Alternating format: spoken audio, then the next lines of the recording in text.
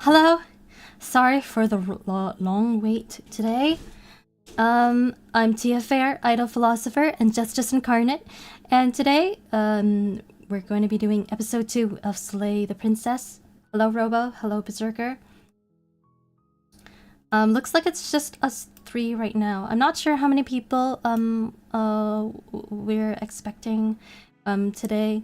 There might be some people from last week who would be interested in attending. But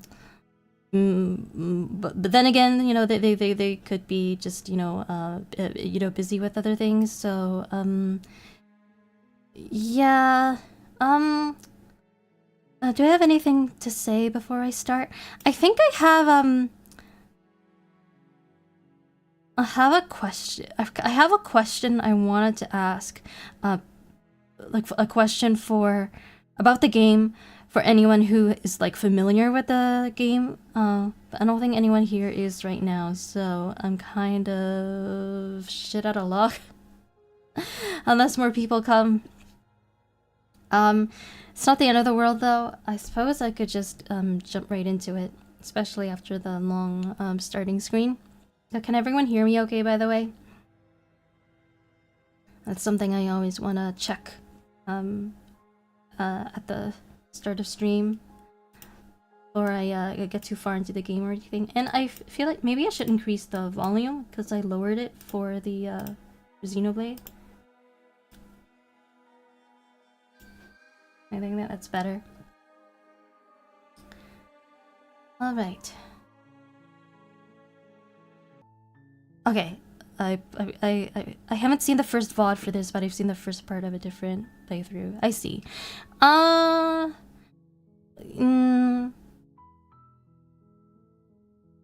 Okay, well, how this game works is that it seems, yeah, maybe I should offer a little recap just in case.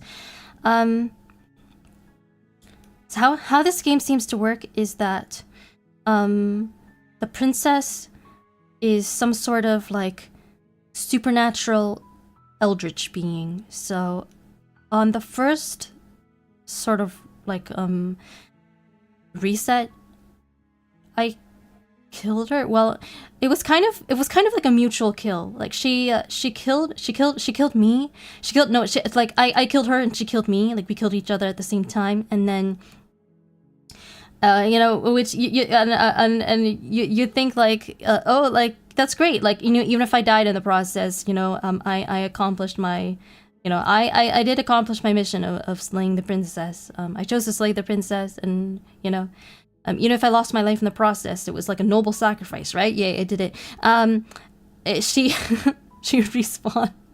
We both respawn, and then she killed me. And then we respawned again, and then she became like a dragon lady, and then the odds were stacked against me. All like it looked like all hope was lost, but I still managed to kill her. And then the floor got hairy, and some hands came and took her away. And then it turns out that she's actually some sort of like it's kind of like, how do I explain it? It's kind of, did we find out you're a lizard, like also I'm a dragon. I am a dragon person. I have like wings and scales and feathers, and we never figured out why that is yet. Is this a time loop? I think it's less of a, I think it's less of a time loop and more of like a multiversal thing, because I think the narrator sort of admitted this, like either the narrator or the princess sort of like let it slip that I think probably the narrator, that what we're doing is actually like every time the princess, every time we or the princess dies, we respawn in like a parallel universe, another, so there, but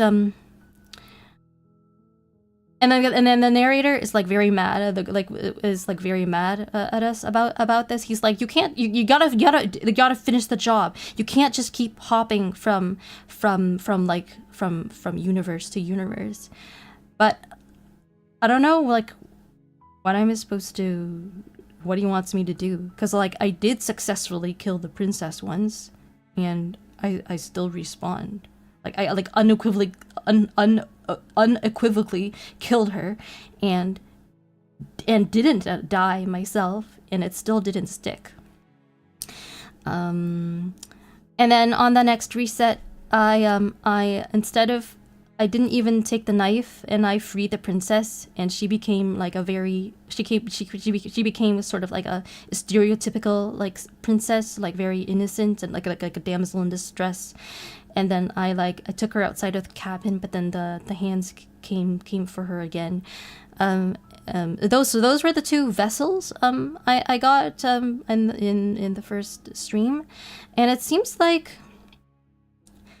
the princess is like, each version of the princess that we meet in the cabin is not like the real her. Like they're all like just different sides of her, and it seems like we've got to like meet you know, different side. We've got to like, apparently our actions influence which version of the princess we meet.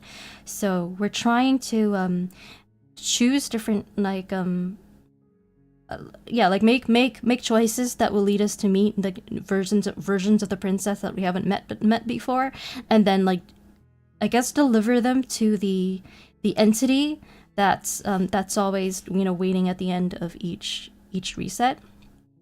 And to what end is unclear, but there's, what is clear is that there's a lot more going on than what the narrator says. It was, you know, it's not just about slaying the princess, because there's a lot more going on with the princess than what the narrator lets on. So it seems like maybe, you know, she's not truly evil, and maybe we have to help her, and you know, somehow help her sort of like yeah, I don't know, because she seems all these different sides. It's almost like her you know what, maybe I'll just let you guys see. Since Berserker, you weren't here last time. Sounds like kind of a darker Stanley Parable.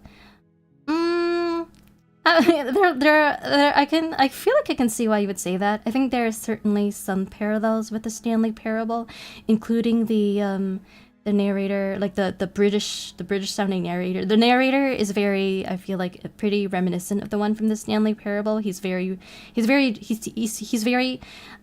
be very like dry and passive aggressive. Not like not always the most you know, it's not always the kindest and most understanding narrator.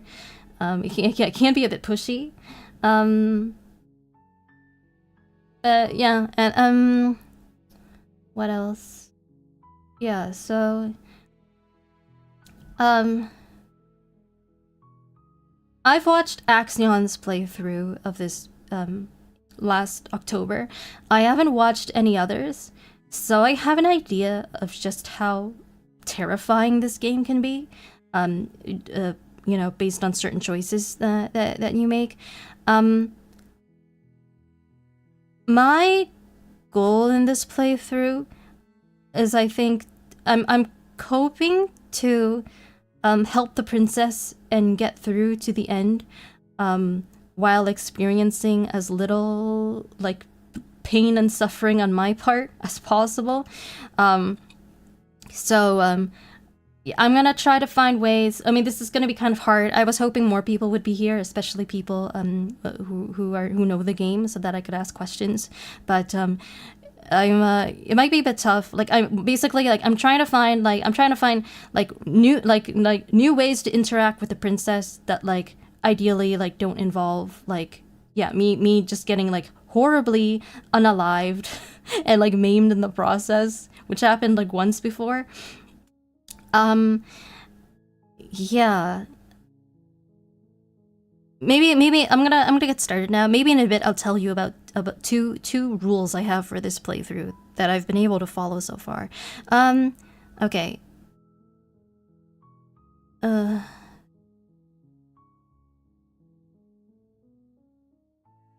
think I'm just gonna go to the cabin. I've seen all this before. You make your way up the short path to the cabin. You'll find the princess within. This is a little quiet. We're not going to go through with this, right? She's a princess. We're supposed to save princesses, not slay them. Ignore him. It's better. Proceed into the cabin. The interior of the cabin is a blade. Okay, so on my last 2 resets, what I've tried doing so far is both taking the blade and slaying the princess with it, as well as not taking the blade and then freeing her. And I figured that 2 things that I could try doing that I haven't done yet are take the blade but don't kill her, in which case, like, what happens? Like, does she just steal the blade from me and, like, kill me instead? Or don't take the blade and still try to kill her, in which case, you know, what happens? Do I somehow try to kill her with my bare hands? But, I think for now... I wish more people were here so I could ask questions. I don't wanna... I don't know.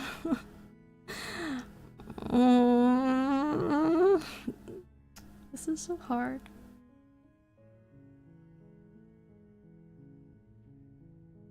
Oh. May.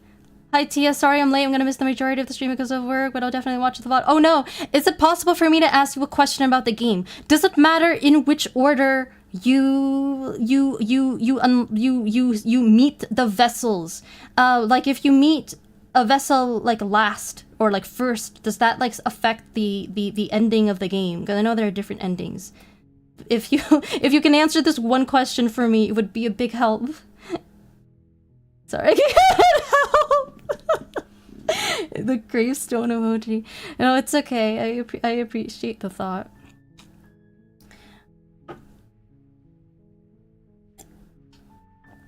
I mean, yeah, worst comes to worst, I'll just YOLO it, you know? I'll whatever ending I get, I'll just it is what it is, you know? Order doesn't affect the game. Okay. Thank you, May. From the table. It'd be rather difficult to slay the princess and save the world without it. I took the knife again. I kind of feel bad about doing that because I feel like now knowing that the princess isn't just like pure evil like the narrator says she is, I do have like reservations about killing her, you know? Oh, we've seen all this? Who's there? Oh, yeah, she's back to the sultry boy. I want to try saying hi. I haven't talked to her ever, like at this point yet. Don't be a stranger. Don't be a stranger. She's being flirtatious. Well, yeah. She's so cold. Focus on the task. And there you are you here to kill me or something? Kill me or something? What? No way. Why would you even think that? I haven't decided yet. I think the first I'm gonna maybe keep talking to her. I think the first time, like when I tried to kill her, I didn't say anything at all. I just like immediately like killed her. Like I steal your nerves and step forward. So maybe now I'll try talking. I haven't decided yet. How about you drop the knife and the 2 of us just talk? 2 of us just talk. Look how reasonable. Don't you dare. It's fine. We can decide what we want to do. Oh, I shouldn't have skipped these lines because this is actually technically new. Is a monster. Killing someone in cold blood isn't very becoming of us. Okay, the hero is being very reasonable here. What I want to do is sort of kill her, but like delay, like stall as long as I can before I have to kill her. So I'm gonna just tighten my grip. You ignore the trembling in your hands and tighten your grip on the blade. You poor thing. Your hands are shaking. Are you scared of me? Because you should be. You step forward, your grip on the blade tightening as you steel your resolve. I'm probably chained up in this basement for a reason, right?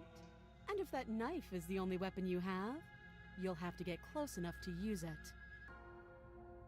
Oh. So, you should just drop it.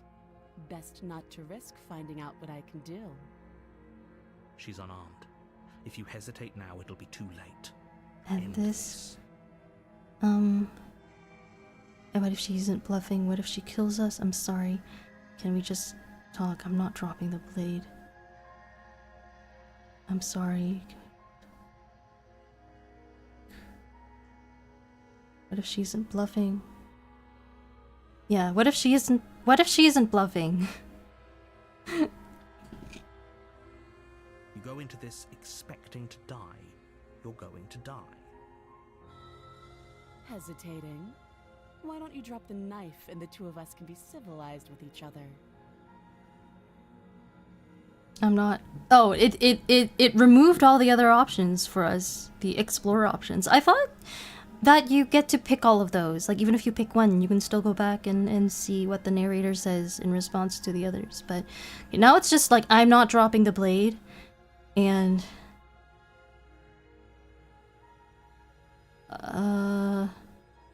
should I say I'm not dropping the blade or just slay her now? I did say it was gonna stall as long as possible before, so maybe I'll just say I'm not dropping the blade. Then I'm not talking to you. Okay. Fine then, I guess we're at an impasse. Maybe okay. Now seems like a good time to. Okay, I think if I don't kill her now, then we just get into a staring contest from what I've seen before. She casually sidesteps your Oh no. before knocking you to the ground with a single blow from her elbow. We shouldn't have hesitated. But she doesn't stop there. She kicks you a few times for good measure, the pointed tip of her shoes feeling like a pickaxe against your fracturing bones, making sure you stay down. As you lie, crushed and broken on the basement floor, the princess kneels on your throat, the kind of weight you didn't think her slight frame could possibly possess. As you gasp for air, she eyes you with an intense curiosity. You shouldn't have let that fear creep into your heart. You had the upper hand, and now look at you. Is this really the best you could do? Look at you. Completely broken. I'd be lying if I said I wasn't a little disappointed. She applies more pressure, slowly squeezing what's left of your life out of your lungs. This is the end, isn't it? I'm afraid it is. Everything goes dark, and you die.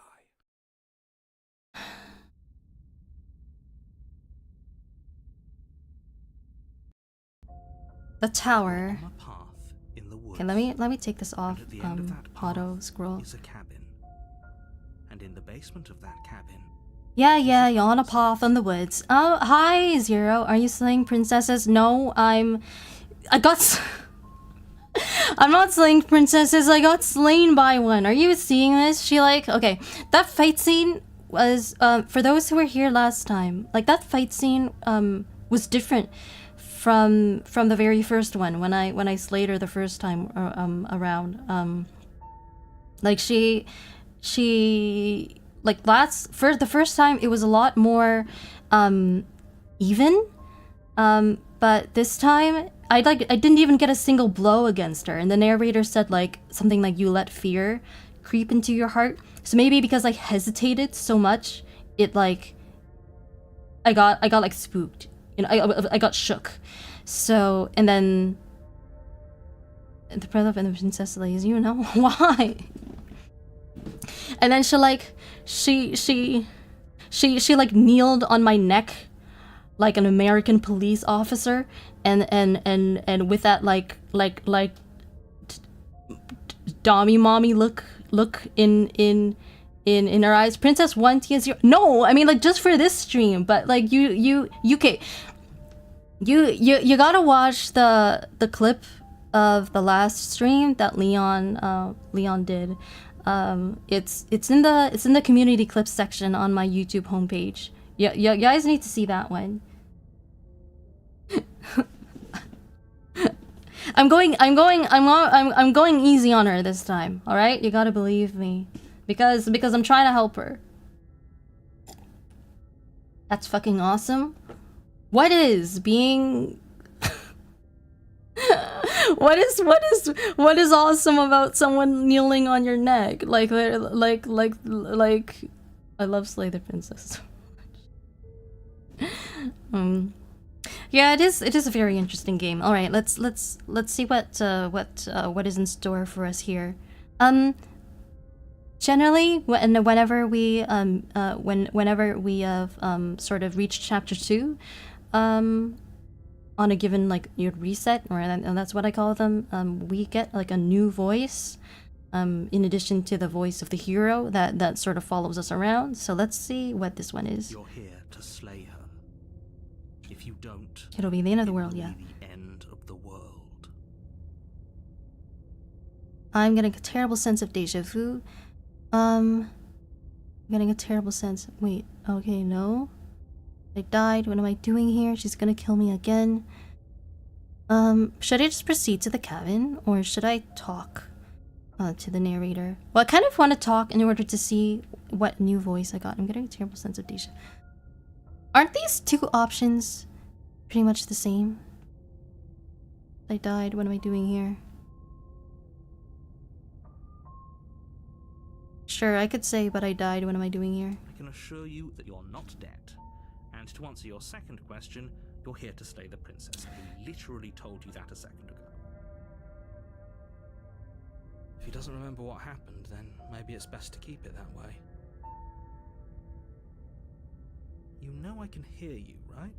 It's going to be a lot harder than you think to keep secrets from me. What does it matter what he knows? There's nothing we can do to stop her. She's just going to kill us again. She is not going to kill you unless you let her, but slaying the princess and saving the world is going to be much more difficult than it has to be if you spend the whole time second-guessing yourself. So, we got the voice of the broken because she completely bodied us just now.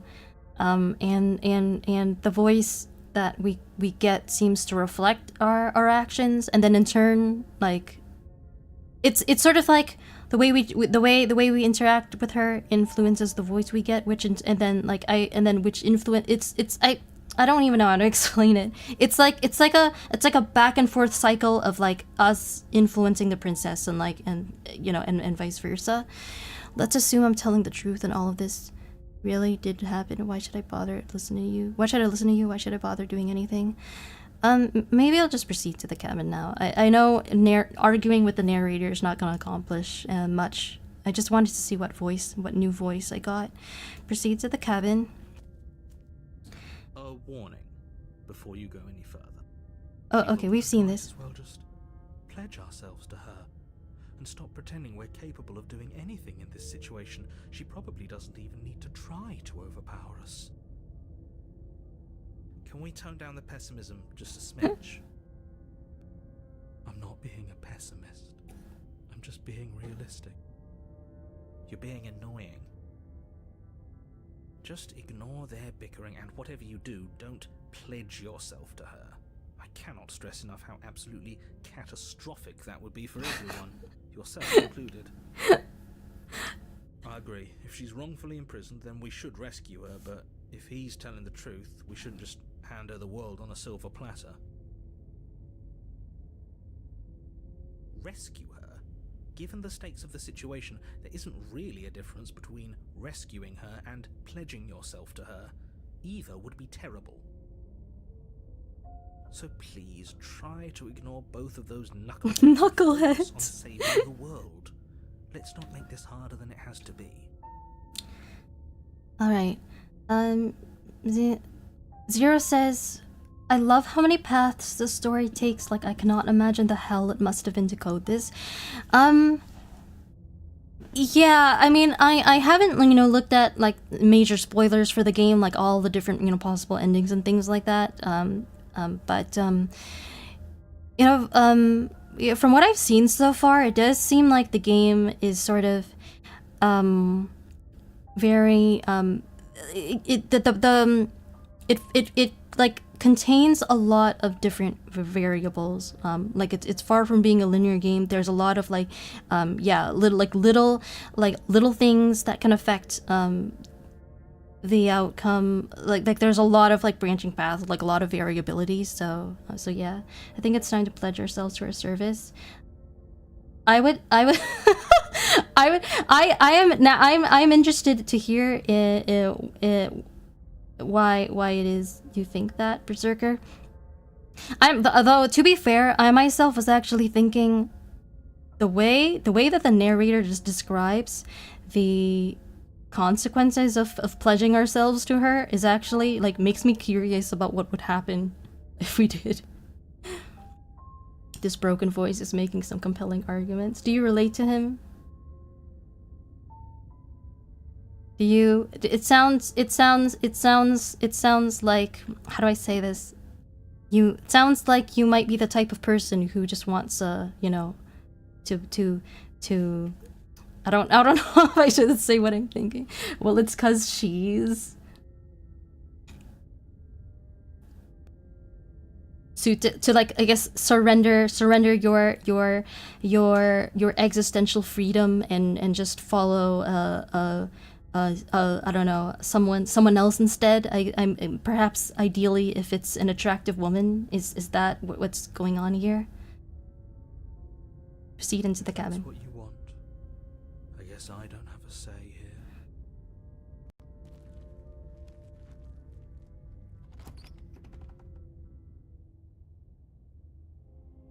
The interior of the cabin is larger and more grandiose than its humble exterior would suggest. The only furniture of note is a massive marble altar with a pristine blade perched on its edge. The blade is your implement. You'll need it if you want to do this right. Why do we feel so small? We don't feel small. We are small. Alright. Yes. Robo says, now I wonder if there is a node-based visual novel game development program. Just thinking out loud. That's something that I've broadly wondered about as well. Like, are there, like, how many, like, game kits are there out there for different genres of games? Like, it would be really convenient if there was like one for each genre. Like you guys have heard of like RPG Maker. Like, imagine if there was something like that, but just for like each genre of game, like fighting games. And well, I guess like fighting games have Mugen, but like Mugen is like pretty limited in a lot of ways. And then like visual novels and things like that. Because I feel like that would help out a lot of people. It's beyond my, sadly, it's beyond my abilities to make something like that, but I would love it if someone else made it and I could just use it and benefit from it. No, I'm just drawn to novelty. That's fair. We'll see what, I think a lot of VNs use Ren'Py. Oh, interesting. Okay. Full disclosure, I have seen Axion meet this vessel, and I believe that in his case, he took the blade. And then I know what happened after that, and I kind of want to avoid getting sort of the same progression that he did, because that would be kind of boring. So maybe I'm just going to be contrarian and like not take the blade at all. There is, and I've used it. I can't for the life of me remember what it's called, though. Oh. Is it Ren'Py, like Zero said? Okay, I think I'm gonna enter the basement unarmed. Is that gonna be a bad idea?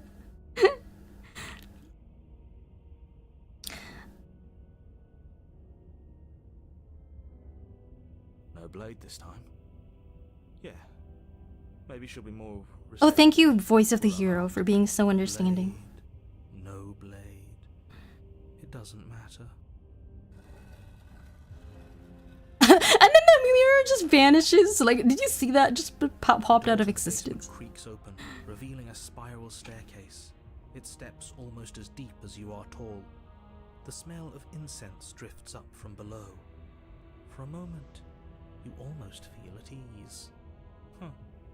This is actually kind of nice. It's still a stone basement. If the princess lives here, slaying her is probably doing her a favor. Her booming voice rolls up the stairs. Is that a guest I hear? Don't linger on the stairs. Come down and witness me. You weren't kidding when you said it was booming. She wasn't like this last time. You shouldn't have come down here unarmed. We need to get down there. She wants us to see her. We need to see her. Should we be worried about your sudden change in attitude?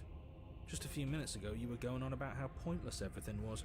Now you want to go down there. It doesn't matter what that little voice says. He's not the one making the decisions. Though if his ramblings get you to the princess, they get you to the princess. Alright. There's a lot going on here. You guys notice how, like, I mean, the interior of the cabin changes each time we, you know, meet a new princess to sort of correspond with the nature of the new princess.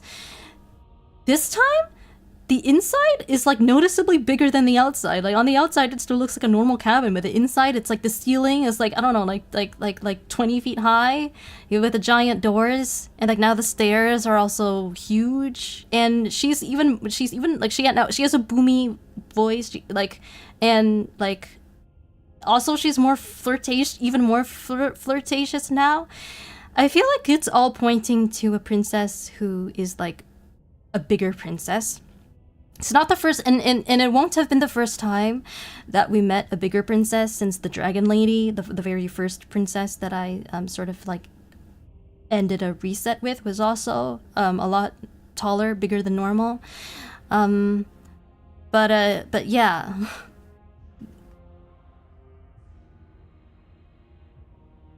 And then so now wait, how do I, okay, continue down the stairs. Making your way down the spiral staircase is a time-consuming and exhausting effort, every step requiring you to clamber over one edge before dropping to the next. But soon the end comes into view, and you tumble to the bottom, entering the vast, temple-like room beyond. The princess towers over you, almost glowing in the weak starlight, her figure framed by a stained glass window. Her long hair billows around her, and a chain binds her wrist to the far wall. The chain is nothing to her. It might as well be a toy for all the good it would do. I told you it was pointless to resist her. The little bird has returned to me. I wonder what he wants. I see your hands are empty. You've already given up, haven't you? You aren't even going to try and kill me. How sweet. And more than a little disappointing. Oh. She's disappointed in us? Kneel.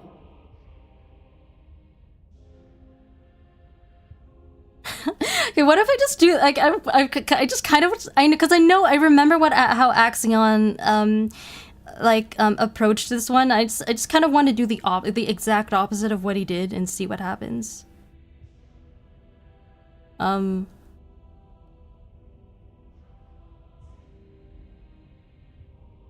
But then again, it's not in my... But then maybe I should just stay true to my nature.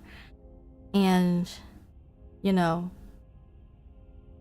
And I already didn't take the knife, so I feel like just by virtue of that, it should not lead me to the same sort of path that he took, or you know what I mean.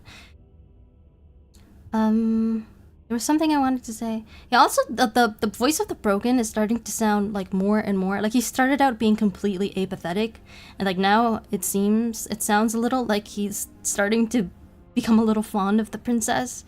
I'm gonna say no. I don't want to kneel. But the words don't leave your mouth. What? Instead, your legs buckle and your knees hit the floor.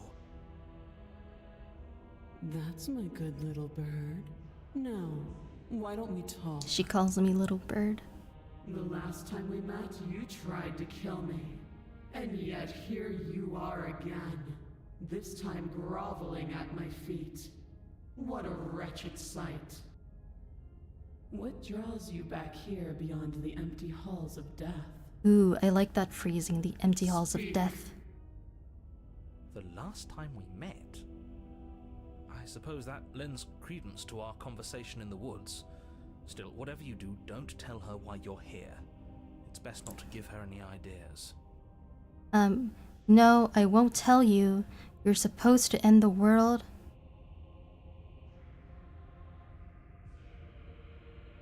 Oh, it would be actually really funny here if I didn't listen to the narrator and said like, you're supposed to end the world, and then the narrator will probably be like, why did you say that? I like that she calls me little bird. It's a pretty endearing nickname. I can't like I feel like I like me. I'm probably biased because I like birds. I feel like there are a lot, you know, more insulting nicknames. This one is kind of cute. So you're supposed to end the world.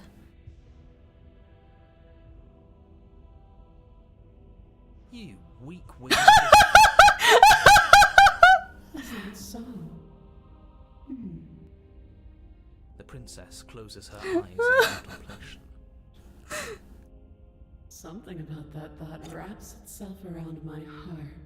It feels like a fundamental truth to my being that I'd somehow forgotten. The collapse of the old is a necessary prelude to the birth of the new. And the world as it is now is overdue for alterations. It's time for me to seize my destiny, and you, little bird, will help me seize it. Today, wait. There's nothing else for us to do but maybe she'll be nice to us. By the way, is anyone here paying attention to the background music? It sounds a lot like the Ganon's Castle background music and Ocarina of Time. Maybe it's just because it's just generic like villain organ music. But I like it. I kind of like the cut of her jib. I can't deny that the world is, you know, there are aspects of the world that I'm not that I'm not satisfied with, and you know, maybe the world is due for some sort of a reset or alterations, as she calls it. May says she says it in a demeaning way, but it's such a cute pet name. I'll ignore that. Yeah, it's like the way she says it makes it sound like kind of condescending, but just the name itself is cute. So it kind of gives you sort of mixed feelings, I think, hearing it. What would you have me do? What do you have planned? Just because you're supposed to end the world doesn't mean you actually have to do it. You can be whatever you want to be. I have questions for you before I decide to do anything. It's more grandiose than normal. It really sets the vibe. Yeah. I kind of like the voice she has going on here too. I'm yours to command, pledge yourself to her. I think it's premature. It's too premature to pledge ourselves to her. I think I'm still considering it, but I feel like there's more talking we could do first. I have questions for you before I decide to do anything. I like this response. Just because you're supposed to end the world doesn't mean you actually have to do it. You can be whatever you want to be. This isn't about desire. This is about what I am.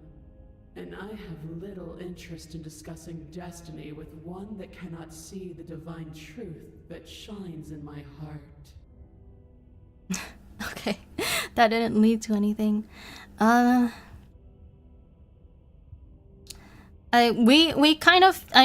doubt asking this will get us anywhere. We just know we both respawn and she undergoes some sort of change.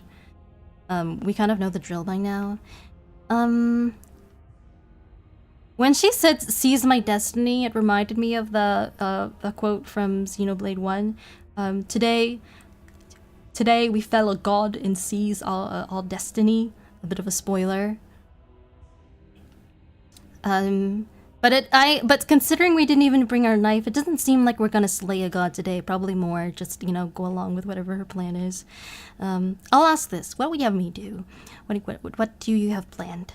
All you have to do is break these chains and set me free. Okay, how do I do that without...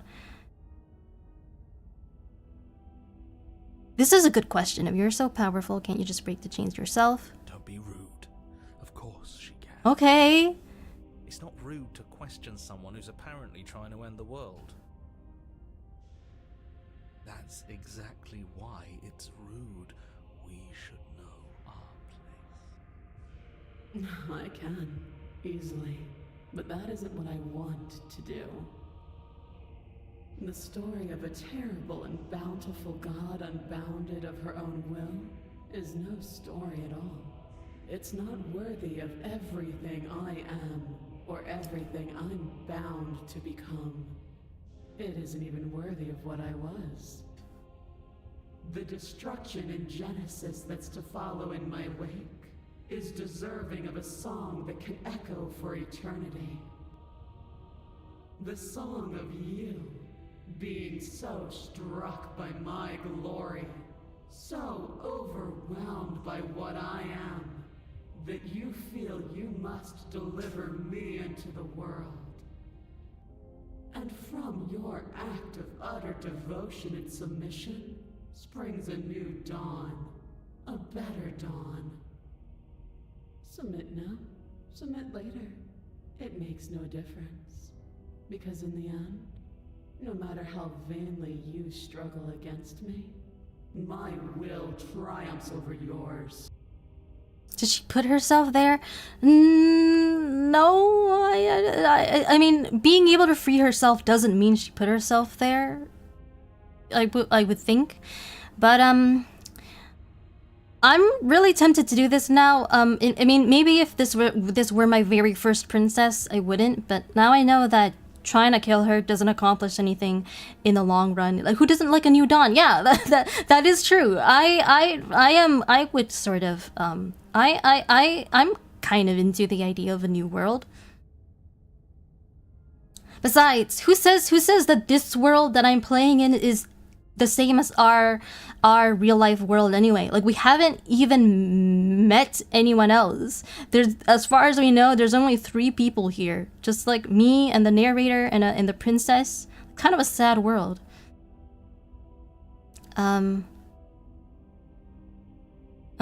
Yeah, so yeah, I think I'm gonna do it because it's less about killing the princess in the here and now and more about just meeting interesting princesses so we can deliver them to the entity with all the different hands. Your will was so easily broken. What? You know, we talked for a while, right? All you need to do now is break my chain. Okay, how do I do that? If this is what you want, then I guess there's not much. Her face. Can't just give in to her, not when the stakes are so high, not when you're so close. Oh no, is he gonna like body snatch me again? There's still something in the way. A greasy film inside of you where it doesn't belong, trying to conceal you from me. Is that a person? No, it used to be a person. It's something different now. An echo. Is she talking about you? That's impossible. She's not supposed to be able to interact with me. You're a small one, aren't you? Ooh. A shriveling little worm stretched beyond its limits. Oh, she perceives the narrator. Can't understand. No. What are you talking about? I don't care what you are. You're mine.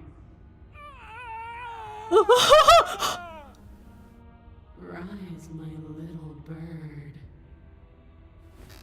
Without hesitation, you're brought to your feet. Break my What a twist! And how are we supposed to do that? We don't even have a weapon. All you need to do is believe it's been done. And what if I don't believe it? I have to. It's over. I'm sorry. What's the difference between this and this? This sounds like more ambiguous. Like when it says I have to do what exactly? So maybe I'm just gonna break her chains. This is wait. May says it's a cult. Don't get influenced by her words. I mean, what? I mean.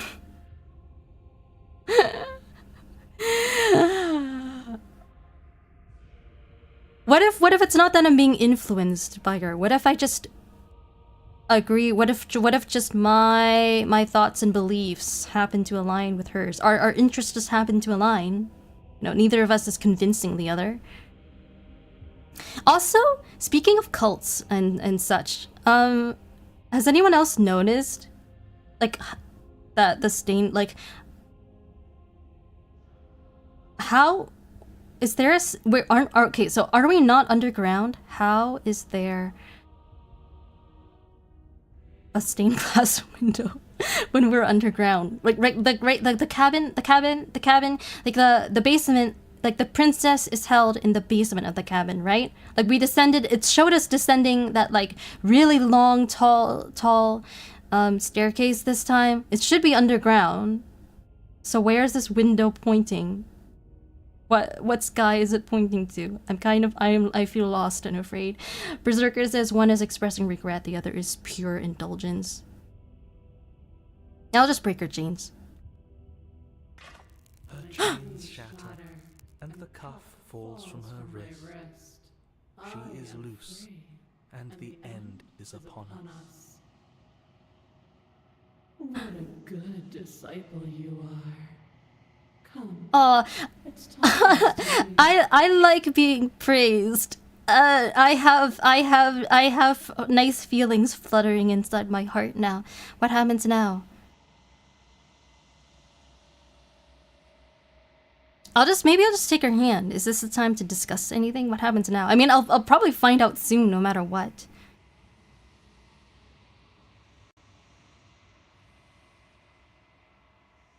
What? No! They took her away already? Have you heard Tia yell before? Talk about scary? You not take her hand, will you ever? It's time to leave. Memory returns. Oh no! She's gone. Where did she go?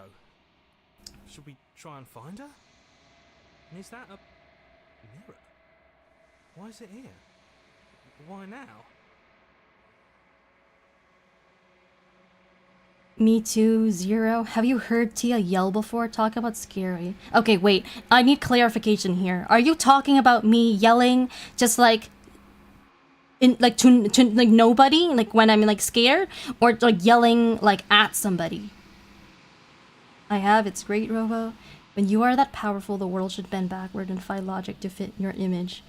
True, but I feel like we were just getting to know. We didn't get to see her usher in the new dawn or whatever she was talking about. So I feel kind of cheated now. Just approach the mirror.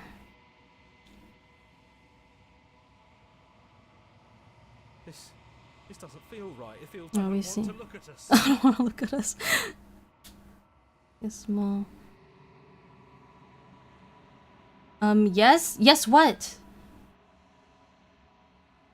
The question I asked was not a yes or no question. You've withered. Yeah, wait, were my hands, was my hand not kind of slimy there? Why is that happening to me? We're at the cabin. Oh, she's gigantic. A growing chorus of contradiction. A mass of tides ebbing and flowing all at once in more directions than my attention can bear to hold. To look at any one is to shift them all into something new, and to look away is to reshape them yet again. All of me is changing, and yet the rest of me is still the same. You can't be a contradiction. Contradictions don't exist. How can you stand to be a contradiction? It's not changing. What if you think of this vessel? You know that what happens. What you want when you finish. Okay. What do you think of this vessel? Yeah. This one is dominance, a figure capable of bending everything to her will. She will make for an overwhelming heart. Do not mourn her, for she would not be able to mourn you.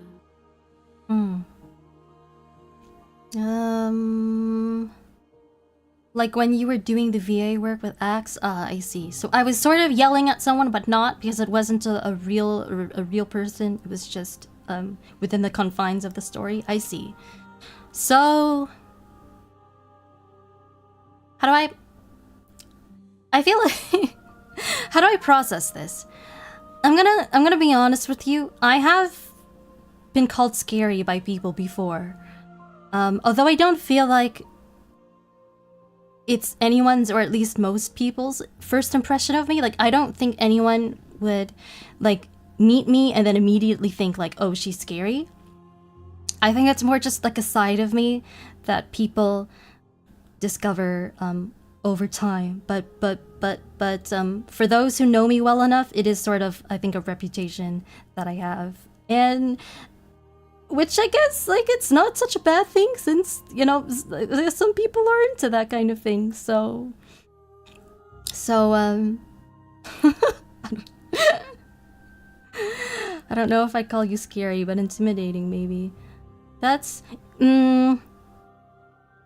Yeah, that's similar enough. Although maybe your opinion would change. Maybe it'll change in the future. Maybe it'll change if you see that scene from Axe's VOD that Robo is talking about. I think one of the first times that I was called scary was in high school when I did a reading of Lady Macbeth from Macbeth in like grade 11, I think, and then the teacher said I was scary. I want to ask how you figured out what you want when we finished. The desires of my multitude thrive in endless competition with themselves, but none of them rise above their dance to influence me. I yearn for what I have always yearned for, our awakening. Other desires shrink in the light of knowing you and knowing me. Our awakening. You know, do you still not care what I bring you next? Yeah. I care about your gifts, but I have no preferences to burden you with. Even if I did, I would never dare to tarnish our relationship by assuming myself above you. Honestly, she sounds a little more human. I feel like she's talking a little more normally this time than the first time like we met the hands. Like it feels like as time goes on, she sounds like less like a riddle and starts talking more like a normal person. The more, I guess, complete she is. How many more vessels do we need to bring you? We will know when we near our destination. Okay. So we don't know yet. Okay, I'm ready to go back, I think. I will be here when it is time for us to meet again. I hate that mirror smashing sound effect. Everything goes dark and you die. The hero and the princess, okay. You're on a path in the woods, and at the end of that path is a cabin. And in the basement of that cabin is a princess. You're here to slay. Okay, we've seen all this before. I think that, once again, I'm just going to silently continue to the cabin. Zero says, like, I don't think you're that intimidating, I just think you are when you want to be. That's right. That's probably for the best that it's something I have control over, because I don't necessarily always want to come across as intimidating to people at all times. It's best to have a lot of tools in your toolkit. The interior of the blade. Okay, last time I took the blade, two things I haven't tried are take the blade and drop it, or just not take the blade and try to kill her anyway.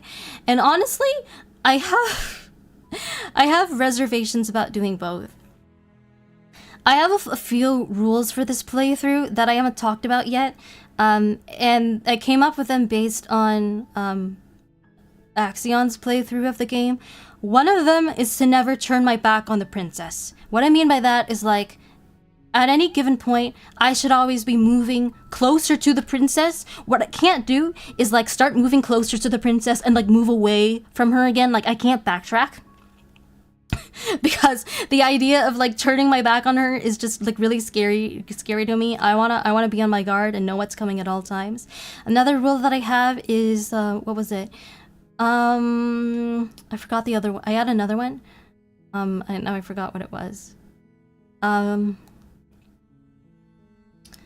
But having these rules, like, having these rules, like, what the issue is that it artificially restricts my options, and clearly I need to explore more of them in order to beat the game. And also every time we meet the entity with the hands, it also gives us options to attack the entity or destroy our body, and I have no idea what that does. Like if it accomplishes anything, or like if it prematurely ends things. Like the opening title card for this game sort of tells us that there are no premature endings and like no wrong choices, so it's hard to say. Sometimes like with visual novels, some of the options make you really curious, but you're like what, I don't feel safe trying that in case it actually like fucks everything up. It's scary. With in hindsight, I think pledging was absolutely the right call. I wonder why you think that is. For me, I know that if you try to kill her, it doesn't lead to anything good. Based on Axion's playthrough. Although we didn't have a knife anyway, so I don't know what... I guess it wasn't really giving us the option to slay her when we didn't have a knife, so I don't know.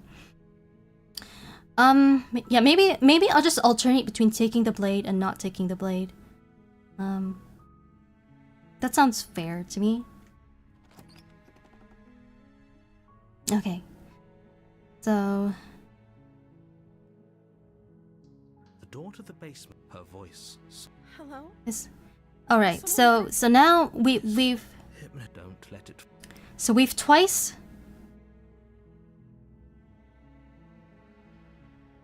I don't want to lie. I hate lying. It's a bad taste in my mouth. So we've twice taken the blade, twice not taken the blade, and it seems so far that each time we took the blade, she was like mean to us, and each time we didn't take the blade, she was like nice and innocent instead.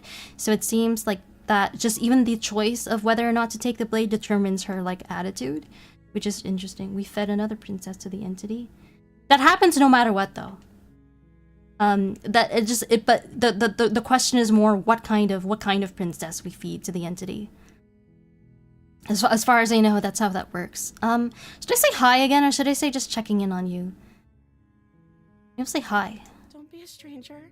It's been so long since I've had any visitors. Please. It's the same line as previously, but she delivers it in like a sincere way instead of a sultry way. Down the stairs and lock eyes with the... She's beautiful. I am begging you to... There's a lot. Hi. Do you think you can get me out of these chains? Okay. Let's talk for a bit first. Okay. Oh, she didn't like that.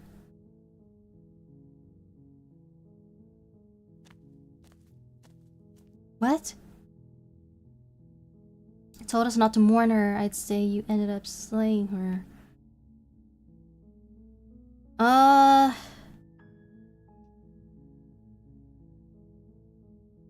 don't like any of these choices. I feel bad.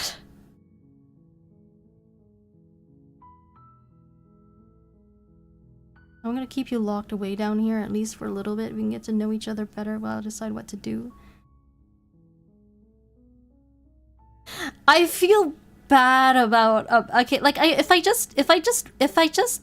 just free her again, it'll probably like I don't know if it'll either like lead me to a vessel I've seen before or like not accomplish anything. Like I know I should make different choices on purpose to see different princesses, but I feel bad now. Especially like I feel like less bad.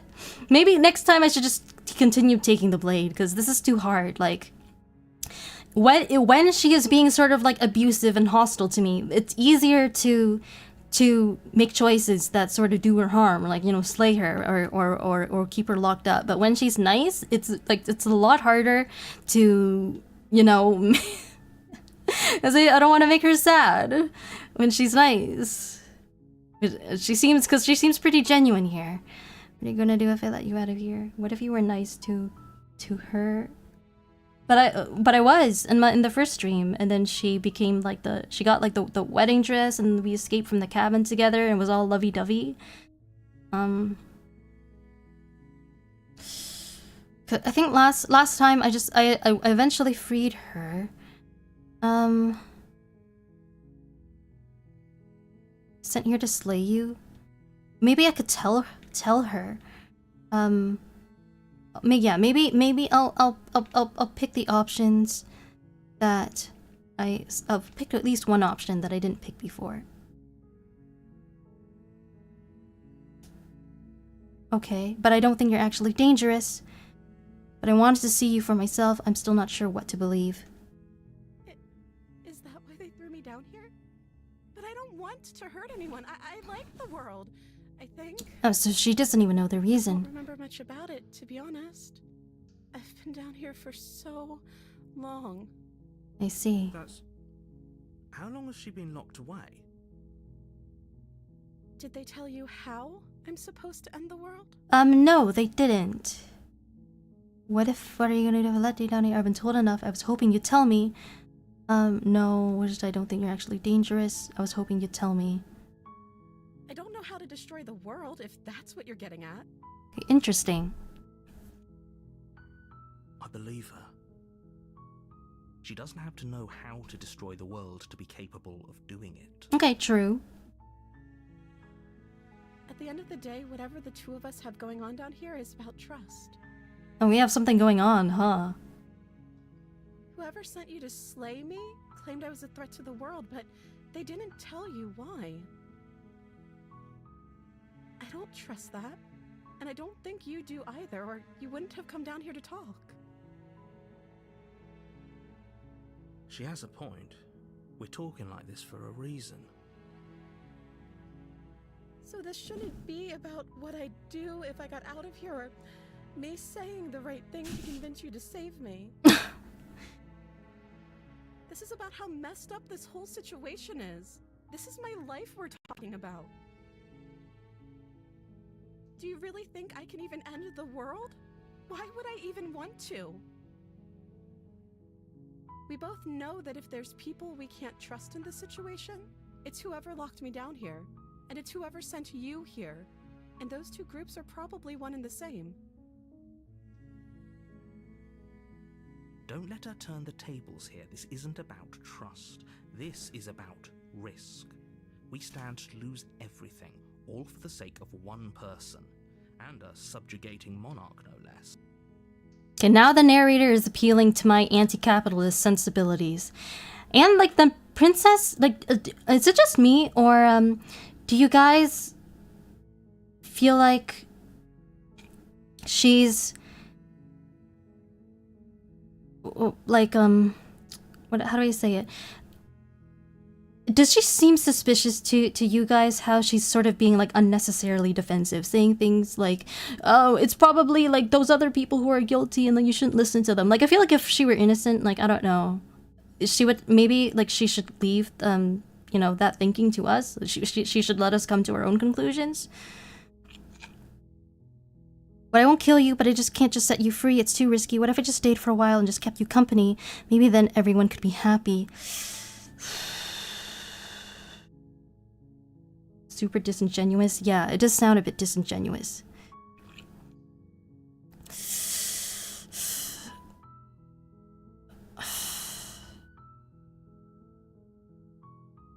I'm gonna choose this, but I have, like, serious reservations about this.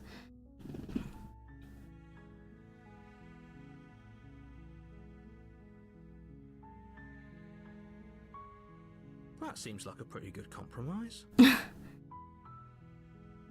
don't think I could bear being down here that much longer. Leaving her alive is too risky. If you don't deal with her soon, she will find a way out. Really? That sounds really ominous. Who liked that idea? You can calm and polite and let us One way or decide whether another, she'll live. I'm going to find a way out of here. It would make it easier for Okay, me to that sounds super scary. But if you don't, I can promise that you'll no, that face, that is not the face of innocence. You guys seeing this? Oh my god, retrieve the blade. Lock her in the basement.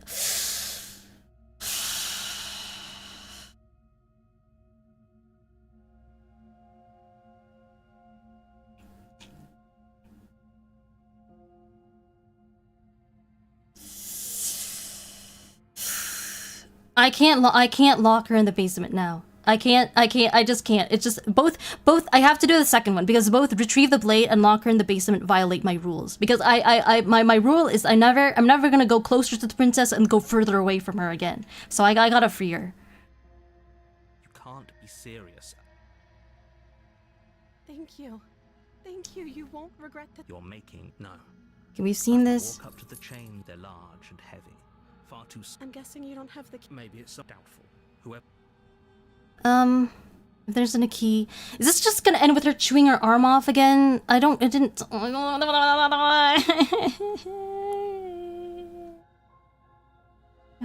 Something free.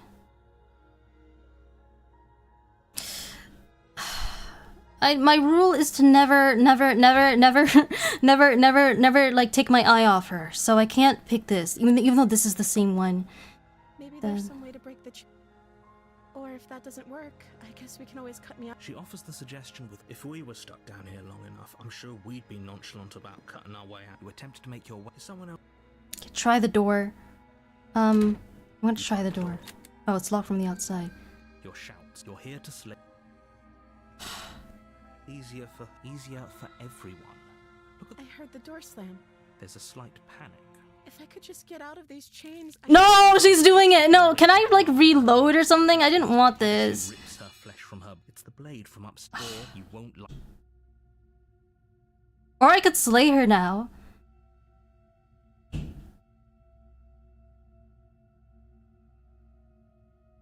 I think I'm gonna do that just for the sake of doing something different from last time.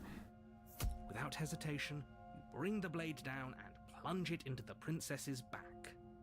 Fine. The wound drives her to the ground. Okay. There's no going back now. I'm with you to the end. You bastard. Were you lying to me this whole time? The princess pushes away from you, the motion ripping the blade from her back. Uh-oh. Wounded, but still alive, she crouches on all fours in the corner of the room and meets your eyes with the ferocity of a cornered predator. Uh-oh. You've made a terrible enemy, and there's nothing in the world that can possibly save you. I thought we had the upper hand, but it's as if she's barely even threatened by us. It's an act. She's wounded and unarmed. There's nothing she can do to hurt you. I'm not so sure. Don't waver now. As you ready your blade to deliver a lethal blow, she lunges at your legs with the same. What? Wait, why does she suddenly have claws? Your blade cuts into her again and again as you're tackled to the ground, your body racked with pain as she rips into you with tooth and claw. Forget about trying to rescue her. This is about survival now. Give her everything you've got. I don't like where this is going, guys. Slay the prince. We only have one choice. Though your nerves are seizing with pain, you know you've done your fair share of damage as well, your blade having left deep gashes in the princess's back. You seize a moment of hesitation to throw her off of you and shakily push yourself back to your knees. Okay. So we're winning. Still turn this around. Maybe run for the stairs and lock her in the basement. Maybe she'll bleed out. Give up. I feel like I have to. I don't like any of these choices, but I feel like finishing the job is probably better than giving up. Because if I give up, she's just gonna kill me, right? You steel your resolve and take another step closer to the princess. You probably won't make it out of here alive, but you can still make sure that she won't make it out of here either. Excuse me? What's this about? Do you think this is what I wanted to happen? This is so tense. I can't stand this. And honestly, it's a miracle anyone in this room don't act so surprised. Can you not feel all those gashes and holes pulling you apart? If the princess doesn't do you in here, blood loss is certain to finish the job. You take another step forward. Oh, it's this and the frame princess again. lunges towards you. The two of you enter one last exchange, a flurry of blade and claw and fleshy ribbons. And then you stop. Neither you nor princess able to go any further. You collapse on the ground, and the princess collapses beside you. Blood pools around you both, and you watch each other fade away. After all this time alone, I thought I'd finally found a friend, but you were just another monster, weren't you? Oh no, I betrayed her. As the room starts to get closer, you've paid a terrible price, but you've saved us all. It's over. If you think this is it, you're sorely mistaken. One way or another, I'll make sure you pay for this. But you don't have time to worry over such things. Everything goes dark, and you die. The witch? What?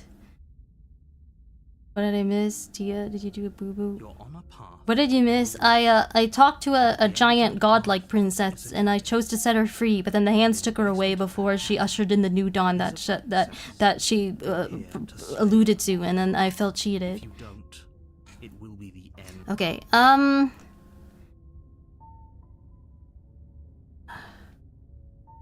I can assure you that you didn't. If he doesn't remember what happened, brilliant. We need Opportunist. to keep our cards close to our chest, and I'm not sure we can trust him. You Okay. know I can hear. Did I say I'm not sure we can trust him? Slip of the tongue, bit of the old brain fog. I meant to say that we should. voice of the opportunist. This one seems kind of like a cunning. Seems very cunning. So let's get on with the show.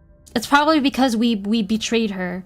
Darn, I hate it when that happens. I know, right? It's probably because we betrayed her that the voice now is all cunning, which I didn't really intend to betray her. It's just because on a meta level, I'm just trying to just pick options that I haven't before for the sake of novelty, but that's not like my style. So I feel kind of bad. Before that, we were crushed to death, just completely defeated, embarrassingly quickly.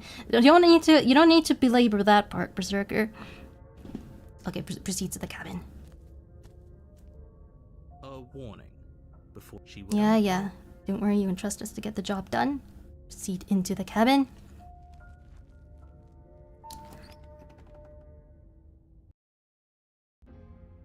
The interior of the cabin is a mess of twisted roots. The walls a chaotic weave of knotted wood that, almost as if by accident, just happens to resemble a room. The floor is damp and earthy, and the only furniture of note is a slab of mud in the shape of a shelf, with a pristine blade perched on its edge. The blade is your implement. You'll need it if you want to do this right.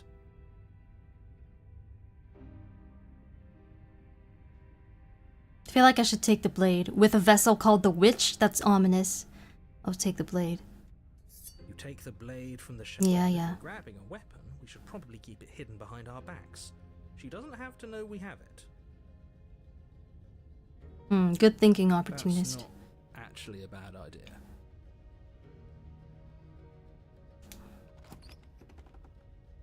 And the mirror just vanishes, like The door in to a the jump basement cut. creaks open, revealing a staircase dug into the muddy earth below. The ceiling is thick with roots that hang like locks of tangled hair. The weak starlight from the cabin windows behind you can barely penetrate the gloom here, only illuminating the edges of an opening below. It shines in the darkness like some kind of massive maw waiting to swallow you up into the earth. The air smells of dirt and copper. It's thick and wet, as if your lungs are being coated in mud with each intake of breath. If the princess lives here, slaying her would probably be doing her a favor. Her voice skitters up from below. Something nasty finds itself on my stairs. Come on down. Don't be scared. I probably won't bite. Okay, and then now, because she's gotten all crafty, no, because I betrayed her, she has likewise become a lot more crafty and cunning. Copper doesn't smell. Well, I don't know. I don't know whose word to believe, yours or the narrator's. I'm not nasty. I did betray her, so I don't know if I feel like trying to deny the allegations. Should I bother being polite, saying hello? Hello? I recognize that voice as easily as I recognized your. Okay, great. She remembers us and she's holding a grudge. So we've got our work cut out for us. And I remember what you've done. She must have you confused with someone else. She seems friendly enough. Maybe we can talk our way out of this whole situation. You can't. Unless you slay her right away, she's going to break free and end the world. There's no reasoning with what she is. Look, I'm just throwing ideas out there. I like to think out loud. I'm the kind of guy who likes a discussion. Don't we want to hear what everyone has to say before making any big decisions? Do you want to hear what everyone has to say? Or do you just want to hear yourself talk? You need to stop lingering. Your task is to slay the princess, not endlessly debate about what to do with the princess. Fine, fine. You're the boss. Thank you. What? You descend the basement steps, entering the dark room below. You can just make out the shape of the princess in the gloom. She's huddled against the far wall, her eyes bright and glaring from amid the thick roots. And there you are, one hand tucked away behind your back, gripping that sharp, sharp blade, no doubt. That's no fair. How would she know that? So, we've dropped the pretenses. Good. You made a comment back in the woods about having been here before. Now she's acting like the two of you already know each other. Oh, no. You've already been here, haven't you? That's pretty sharp. How'd you figure that one out? Call it deductive reasoning. Well, you seem to be great at it. So, you really don't remember us, do you? No, I don't. But you and the princess clearly have a shared reality, even if I'm not a part of it. I won't waste time fighting you on something that's clearly true. I'm just glad we could put all this behind us. Is it all behind us? Just focus on the task at hand. I don't care if you've been here before, and I don't care if you think you'll go somewhere else after this. My world is on the line right now, so I'd appreciate it if you would take this seriously and slay her. Let's chat her up a bit first. Maybe we can find a middle ground where everyone's happy. Don't talk to her. You're just going to make things more difficult than they have to be. Well, I seem to remember you having a tongue. Maybe I shouldn't have taken the blade. Sorry about last time. I think I wanna take a... I need to do an idle meeting. I'm gonna be back in a few minutes.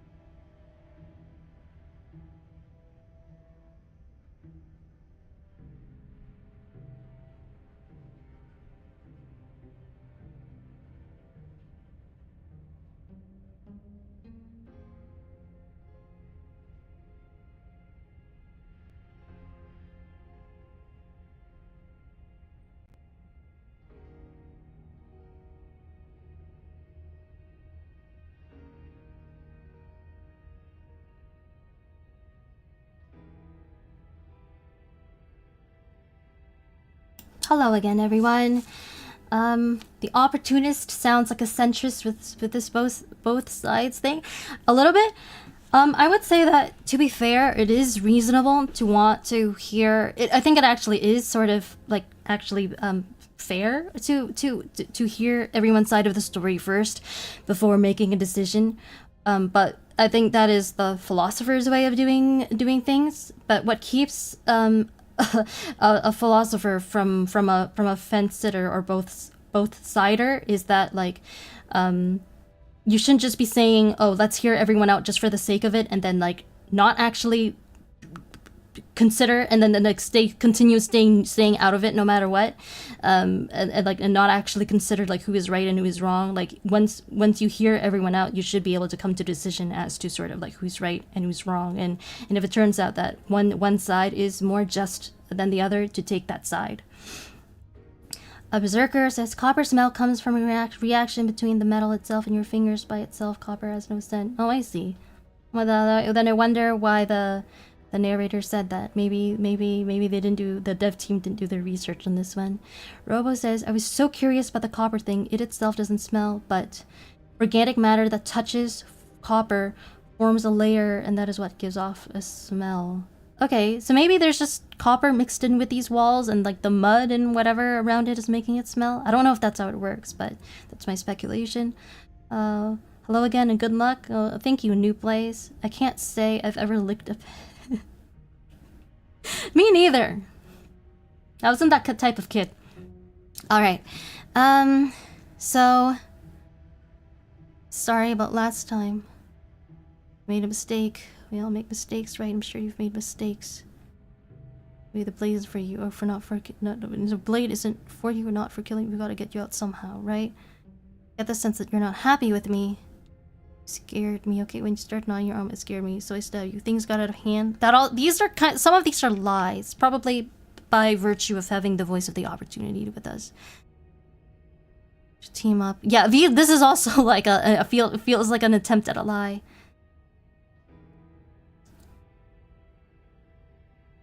Take this. Oh, we could give her the blade. That would be an interesting twist. I don't want to leave. I'm not leaving her in the basement. That goes against my rules. Never doing that. I'm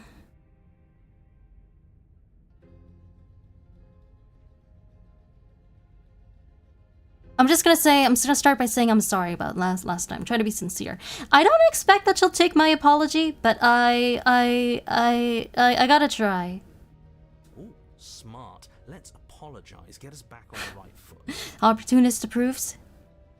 Oh, you're sorry. Isn't that nice? You're such a gracious little monster. If you're sorry, then let me out of here. Prove it. Okay, yeah, she's you're not the one you're calling 10 pennies tasty. Yeah, she's definitely salty.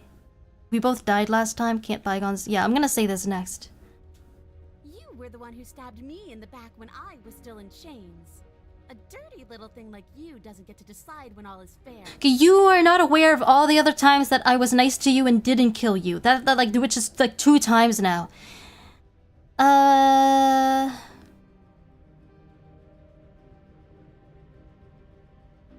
not gonna bother saying that it's an impasse.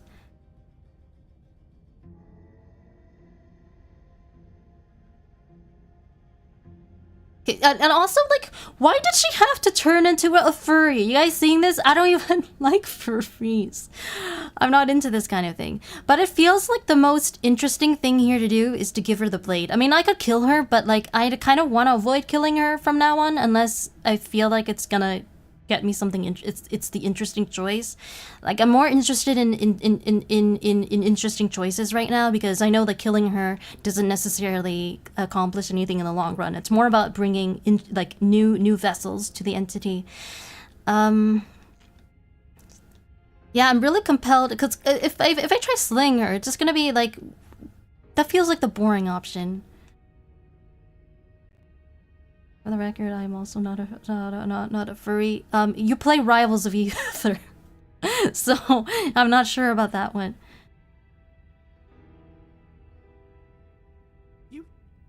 You can't be serious. Now, hold on. We should put this to a vote.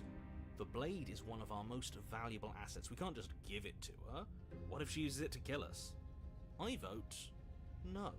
As do I. Abstain? You abstain? She's going to kill us. Wait, if everyone's voting no, who's giving it to her? This isn't a democracy. We're giving her the blade. So is it me? Am I the player? Just a separate like agency from the different voices? She clearly hates us. Don't do it. This isn't a democracy. We're giving her the blade. I don't know. What if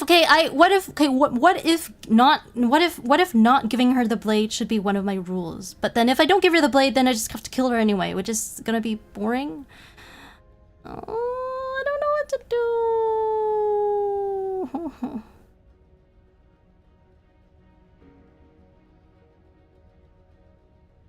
I'm scared. I'm scared. Give the blade.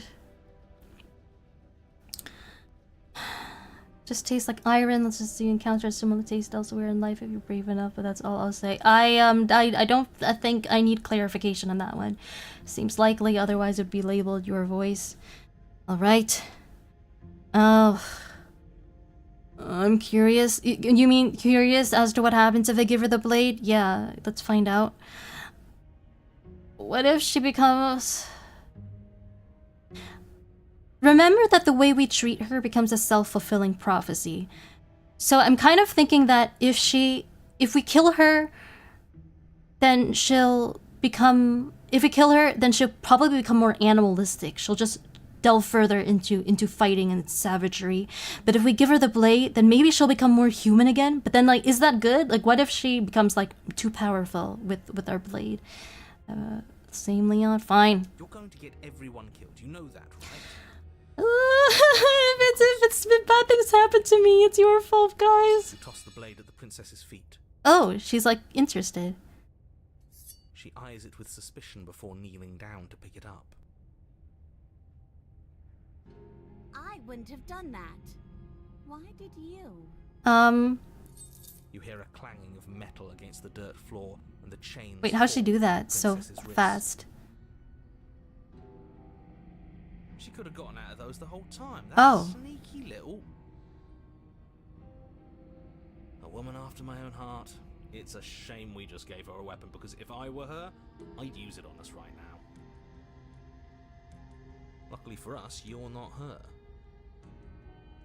Oh, we sure think alike, though. I can promise you that. Whatever you say next, you better make it count. Okay.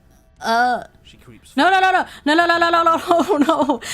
gave you I gave you a gesture of goodwill. Doesn't that count for anything? What do you think happens now? Oh my god.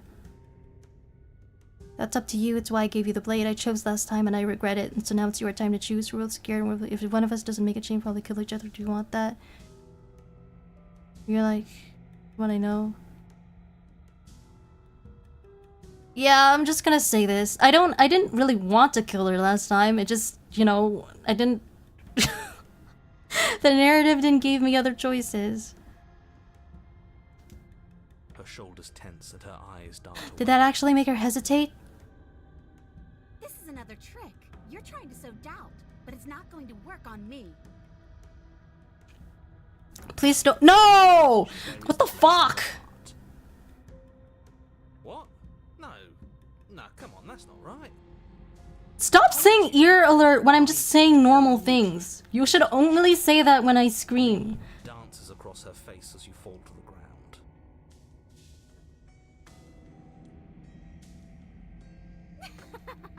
I did it. I got you.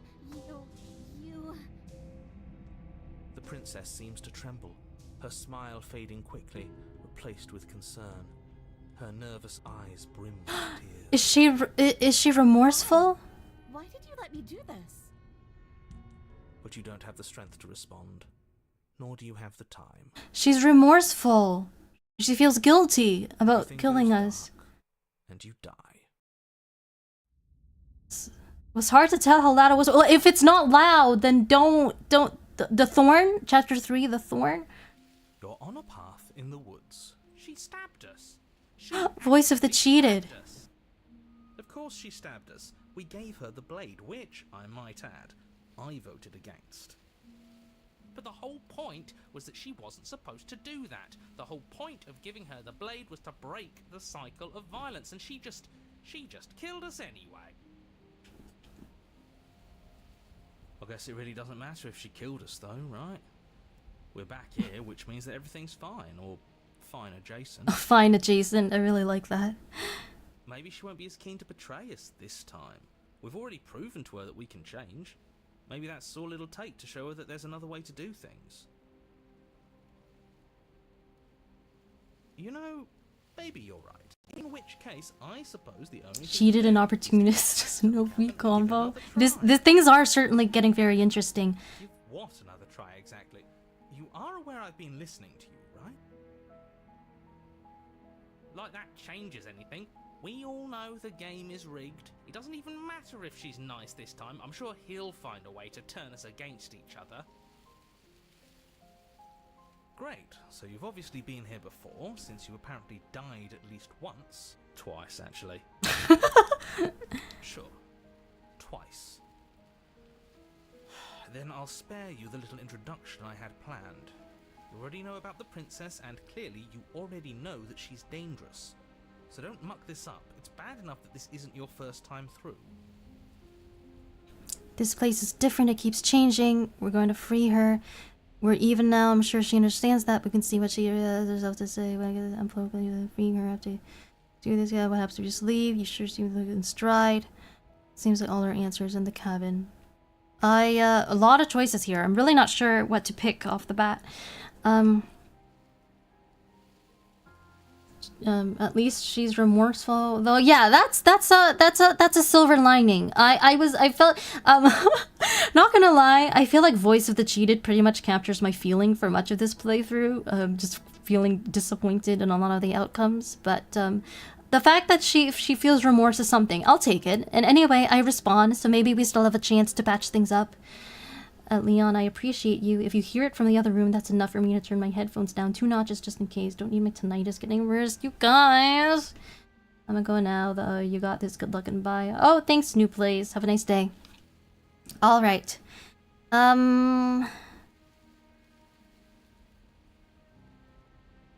Here. I'm just gonna say this. No matter what happens next, it seems like all our answers are in the cabin. Let's see this through.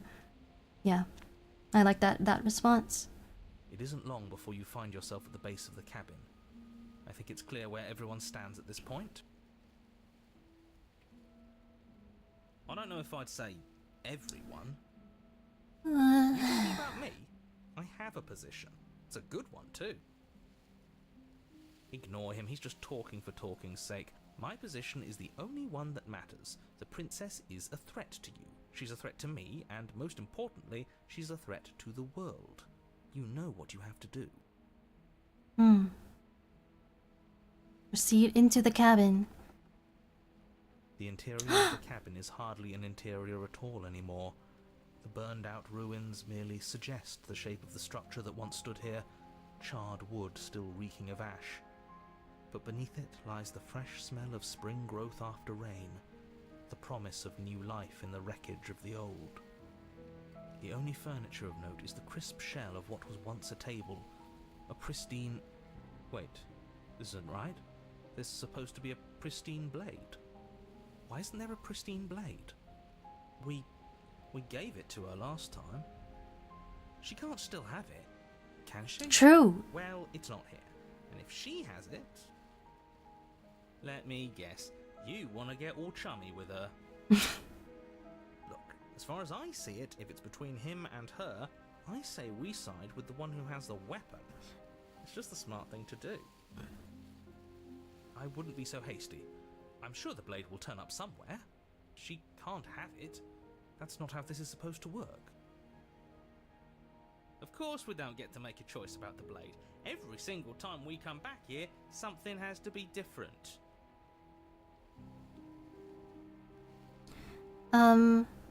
How do we even get down there? The only thing I see is that mirror.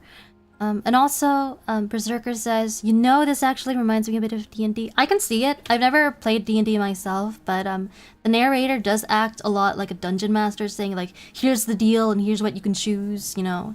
This time, it feels like even the dungeon master has sort of like lost grip on the flow of events. So I just gonna, I think, approach the mirror. And also, I like how very poetic and artistic this version of the cabin is, even down to the way that the narrator describes it, with all the, I think those are poppies. Like, there's just something evocative about like a half burned down cabin and like poppies growing up in the open air. It really does evoke sort of what how like the narrator's description, how it's like, he said something like spring rain and like fresh, maybe I should pull up the history. Like, how do I scroll up? You know what? This is not, it's not being responsive. Never mind. You know what I mean. You step forward and approach the scorched entryway leading to the basement, hesitating before you begin the descent. Might as well take a look while we can. There's nothing else to do here now that the knife has been taken from us. Wipe the mirror clean. Forward and wave your hand through the hollow entrance leading to the basement. What are you doing? Figures. Well, seems like the only way to go is forward, isn't it? Yes, that's where everything tends to be. Let's just put on a good face and have our wits about us. You step through the frame of scorched wood and make your way into the darkness below. The stairs to the basement are covered in a fine layer of gritty ash. The air still feels warm, as if the fires that ruined this place had only recently been extinguished. Yet fresh shoots of thorny branches are already weaving themselves through the soot-covered earth of the walls around you. Their spines point courteously down towards the basement, so you're able to brush past their jagged points with ease, at least on the way down. But you don't need to think about the way back up just yet. That's a matter for after the world's been saved. I'd say this feels like a trap, but you practically said as much. Yet you still want us to keep going. They're only thorns. I'd say getting a few scratches in exchange for the lives of everyone in existence is a fair trade. I'm sure you'll manage. Her voice, worn down by pain and suspicion, hobbles up the stairs. I can't get away from you, can I? We kill each other and you come back. You let me kill you and you come back. I don't know why you let me do that. I don't know what you want from me.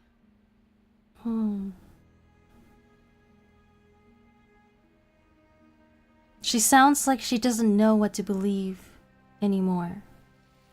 I want to figure out a way out of here for good. I don't know what I want. I never really chose to come here. I want to free you, I mean it. I just want to talk, really talk. I like this one. I want to figure out a way out of here for good. I think you know how this goes. I'm down here and I can't leave. So, come down and talk. It's not like I can stop you. I feel like this is actually the most like authentic and just real version of the princess that we've met so far.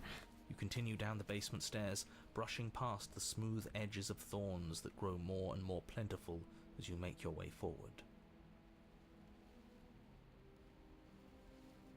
You step out into what was once a vast open cavern, now overrun by briars and prickles and thistles.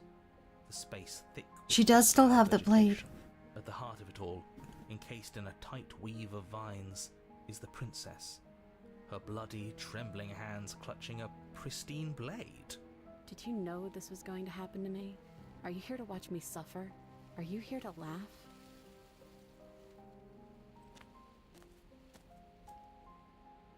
No, I'm not here to laugh. I am not the kind of person who enjoys watching other people suffer. Quite the opposite. Yeah, I'm here to laugh. Have you killed me? Do you think I wouldn't hold it against you? No, I'm not gonna hold it against. I'm not here to laugh. I'm here to free you. If you'll let me, I can cut you free, but you'll have to give me the blade. Reach for the blade, or you're in a prison of your own making. I broke her cycle of violence. It was still. Yeah, I'm not gonna abandon her either. Yeah. I want to trust you. Her grip tightens on the blade. But you're hiding something, aren't you? Why would you help me if you weren't helping yourself? Good question.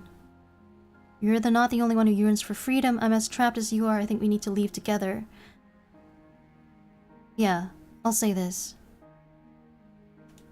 The princess clutches the blade closer. Is this making me more defensive? Is this the wrong choice? That sounds nice. I'm so tired of the bad blood between us. Me too. But it's hard to let it go. You've hurt me. Her eyes dart away from yours for a brief moment. And I've also hurt you. Yes, that is correct. Is there nothing I can say to change your mind? Can I take the blade now? Maybe I should say, is there nothing I can say to change your mind before taking the blade? Because she might get the wrong idea if I do that. I don't know. What can either of us really say at this point?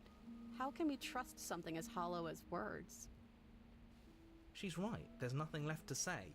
So let's get a move on and do something before she comes up with a scheme to get out of here on her own. Careful with that one. He's not the smooth negotiator he thinks he is. But it does feel like we're stuck until we do something. If there's even anything to do besides make things worse. We're not making things worse. I think she wants to trust us. Then maybe it's past time for either of us to say anything all that counts as action for the blade. Yeah, I'm gonna say, can I take the blade now? Because even I think that I don't think she deserves to be here. Like, it's one thing to be locked in a cabin, and you know, for all eternity with nothing to do. But at least the floors are not spiky. I mean, that's bad enough. But this is sort of, I like looking at the way the thorns are like poking into her skin. I imagine her being in constant pain, and that's I think is a little too much. Her eyes briefly meet yours, then dart back to the floor. She hangs her head in resignation. Okay.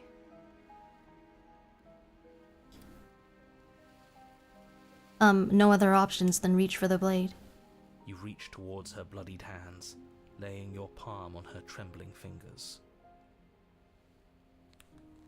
For a moment, she clutches it even tighter, her knuckles going white with the effort. But then the tension fades.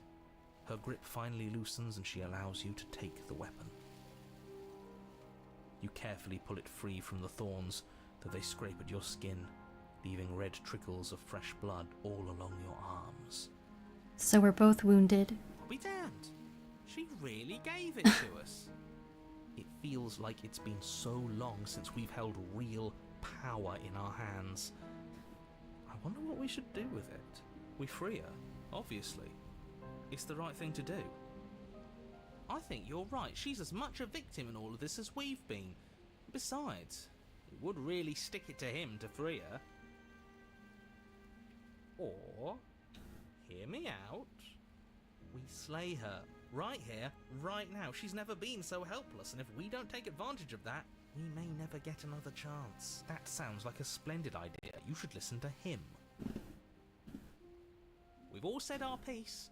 Now it's time to make our move. It's 2 against 1. It's 2 against 2. You don't count. And why shouldn't he count? Because he's clearly not one of us. That doesn't matter. He's been with us the whole time. He should get a say. So, did you mean it? Or was I a fool to hand my life to you? So I then the I guess if it really is 2 against 2, then I'm the tiebreaker vote. I'm Leon says I go away for 5 minutes and the princess becomes poison ivy. Aesthetically maybe, but I don't think she has any power over the thorns. I think that she's very much a victim in all of this, and I kind of want to rescue her because this does look very painful, and I don't want to betray her again because that goes against my personal code, and because I know that it's not about killing her, it's about delivering vessels to the entity. So cut her free. Just want my blade back. You're on your. No, I'm not gonna do that. That's so cruel. I'm gonna cut her free. Yes, what a good idea. Let's cut her free. Oh, so you're suddenly team free her? You can't just switch sides as soon as we make a decision. Also, the narrator wasn't here the whole time. He was missing when we met the tower. This is the right course of action. Let's free this princess. Even if he'll stick a knife in our back as soon as he has the opportunity, it's still better to have him nominally on our side. At least that gets him to shut up for a while. See? We're all friends here, united in our actions and intentions. Yeah, united. But the other one has a point. If it keeps you quiet, sure, we're all friends. You take the blade to the thorny vines imprisoning the princess, and she flinches, relaxing only slightly as the blade slices into the thick vegetation rather than her arm. And she flinches again as the last of the vines is cut away, as if, after all of that, she's still expecting you to turn on her and stab her in the heart. But you're not going to do that, are you? Still, all it would take is a single slip of the blade. Is that really all you've got, threatening us with an accidental misstep? I expected more from you. Our blade didn't even waver when he said that. Yeah, you're right, he's a bit of a nobody, isn't he? Good thing I've been on your side of all this since the beginning. Sure, voice of the opportunist. The princess falls into your arms. Tears I can't believe you're making me describe this. You actually meant it. You rescued me.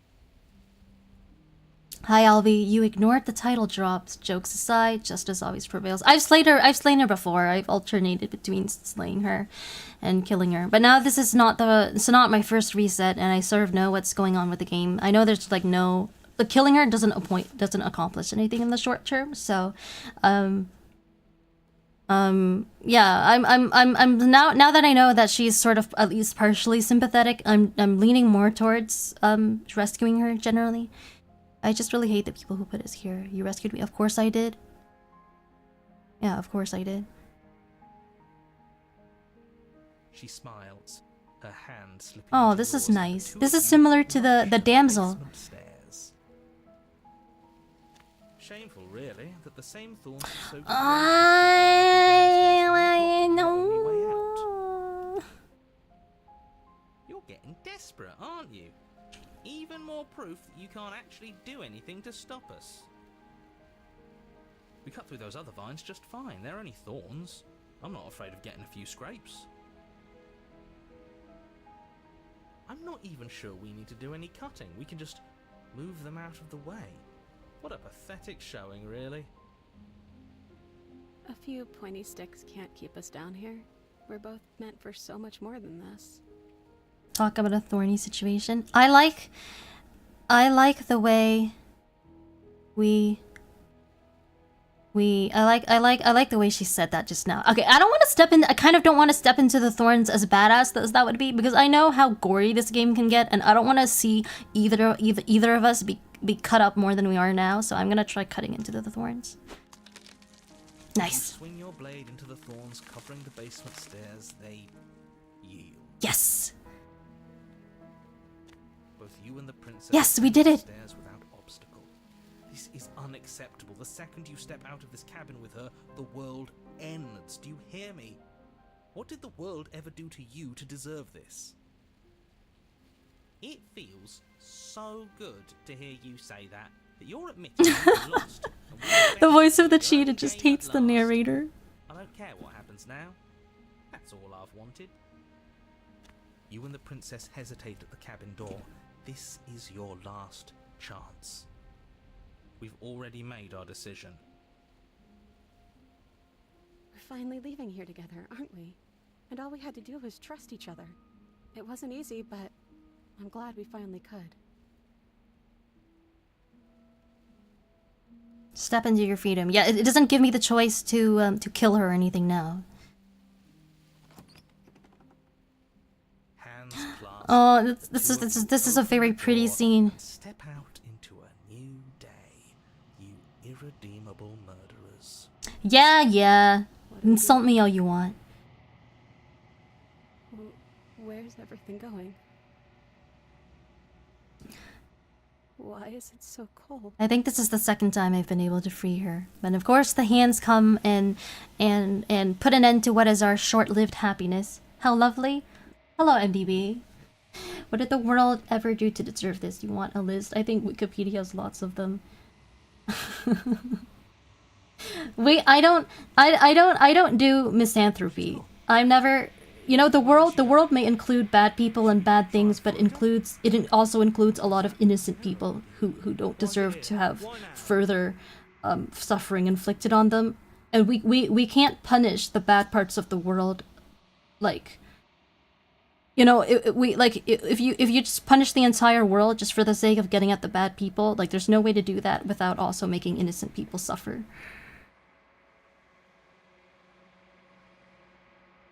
Okay, this is the same as always, so I'm just gonna approach the mirror.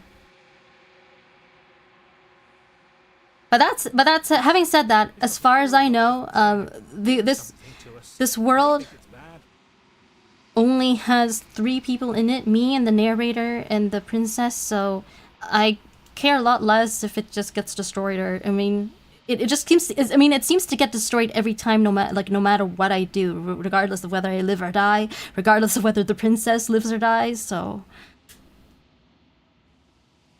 You've unraveled. I mean, I can see myself a bit more clearly this time. Okay, proceed to the cabin. Approach her. Once again, the hairy cabin with the hairy floor. There's a world beyond the endless walls of the long quiet. We're supposed to be there. Do you know what we'll find out there? Is that a rhetorical question? Do you know? Do you want to tell me? Do you have thoughts on this vessel?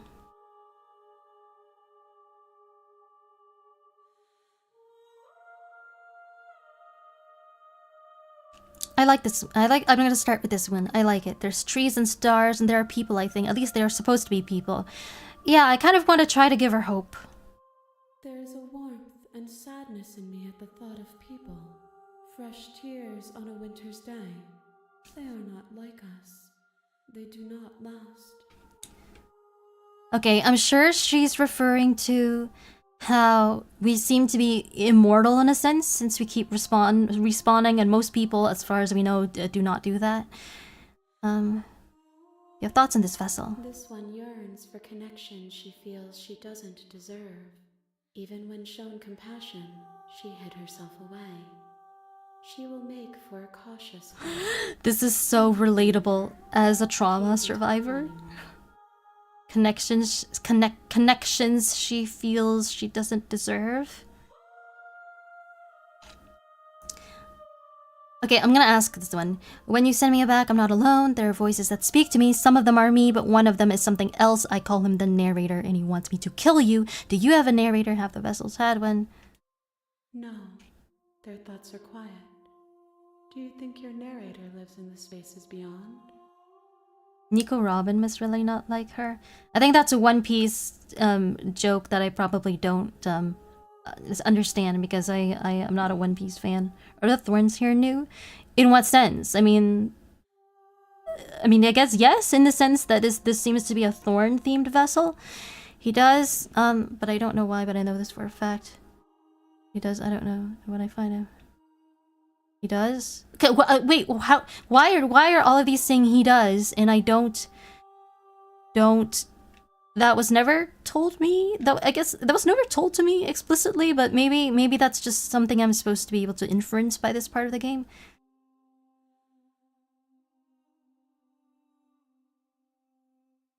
I like this one.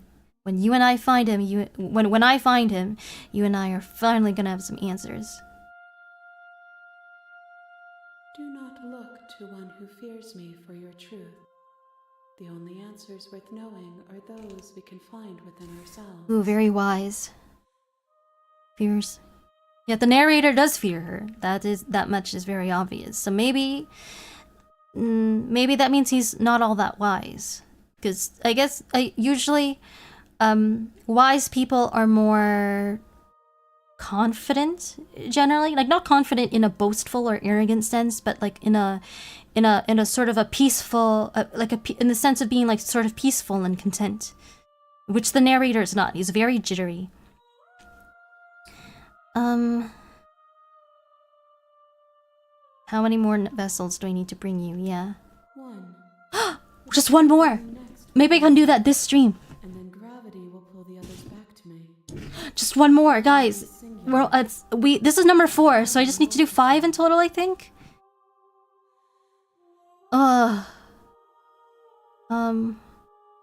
If this is the last time, is there anything you would like me to bring you? Yeah.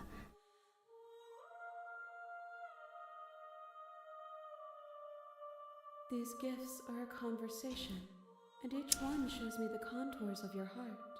The only thing I want to see is what you choose for me when the thread is fully drawn.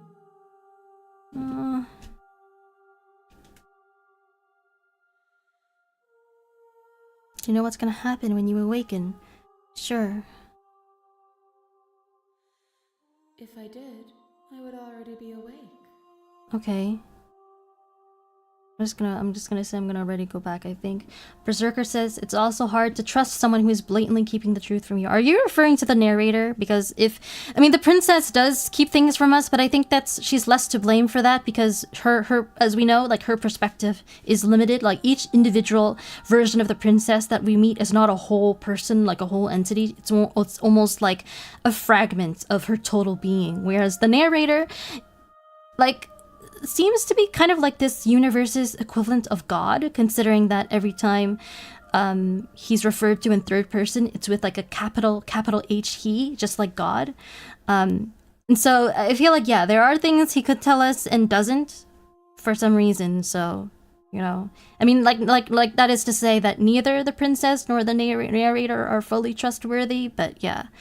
I think there are compelling reasons to side with the princess over the narrator at this point. So I'm ready to go back. The next time I see you, each of us will finally know what we are. Okay. I will be here. Okay, just one more, guys. Just one more. Oh, I hate that sound effect. The hero and the princess. Yes. Berserker says, yeah, the narrator practically delights in not telling you enough. Yeah, it is pretty annoying, his attitude. I think I said this last time, or I said this in a recent stream. I don't like the narrator from the Stanley Parable. I know some people like love him, but he's always kind of rubbed me the wrong way. So this narrator, reminding him of that narrator means I don't like him either. I'll just silently continue to the cabin, I think. You make your way up the short path to the cabin. You'll find the princess with... We're not Okay. going to go through... Ignore. Okay, we've done all this before. The interior of the blade... I think I'm gonna take the blade because last time that I didn't, I kind of ran out of choices. I kind of ran up against the wall in terms of, why don't you try running away? Because Axion tried that, and that's a rule that I have. My rule for this playthrough is I can never move further away from the princess than I already am at that moment. I can always only go closer to her at any given time. Yeah, so I'm kind of giving myself an artificial restriction because I've seen the kinds of things that can happen if you try. That might be a fast ending. But if you try moving further away from the princess, and the results are never pretty. Honestly, I think that okay, I've met 4. I've submitted 4 vessels so far, and honestly, in my opinion, none of them are too scary. Like none of the ones I've met so far have involved like too much body horror or like things that I would consider scary. Like they've been like mildly scary, like such as when we met like the dragon lady, but like nothing that would like give me nightmares. I feel. So I'm really happy about that. I'm really happy about like even the ways in which I've died so far were pretty, in this, at least in this stream, were pretty tame. Like I basically got, once she just beat me like barehanded, like in a like a melee, like barehanded fight, like unarmed, which is like fair. And then another time she just stabbed me and I just died in like one clean hit. Like it wasn't like long and drawn out. So I'm pretty proud of myself for not dying in like in horrible and in embarrassing ways so far. So I'm glad about not dying painfully and not meeting any excessively scary princesses. So only one more. Let's hope we can keep that streak up for this playthrough. So I'm gonna take the blade though. You take the blade from the table. Yes. It'd be rather difficult to slay the prince. Into the basement. I actually really like the Stanley Parable narrator, probably because I feel like I've been him on occasion. I'm curious as to what you mean by that. Door to the basement. Her voice. Who's there? Okay, back to the sultry voice because I took the blade. What if I said just checking in on you? Does that affect anything? I don't want to say that. That sounds fake, and I don't like being fake. I mean, obviously, I'm not doing that. You know. Good. You're still listening to reason. You walk down the stairs. She's focused on the task at hand. And there you are. Are you here to kill me or something?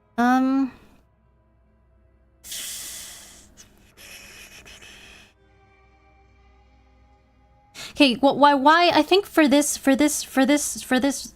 reset, what I'm gonna try to do is take the blade, but then like not kill her. Like try to convince her that I mean no harm, and try my best to not kill her. So. I'm just here to talk. Then why did you bring a knife with you? How about you drop it? And then Am I forced to drop it in order to talk to her? She makes a compelling point. What if we just dropped the blade and talked? Look at her. It's not like she's a threat. Don't you dare. It's fine. We can decide what we want to do after we talk to her. Maybe she really is a monster. Killing someone in cold blood isn't very becoming of us. Drop it, tighten your grip. I feel like I'm just gonna drop it and then hope I don't regret this, I think. The blade tumbles out of your trembling hands and drops to the floor. I'm scared. I'm scared that she'll take it and stab me. Maybe now we can just talk.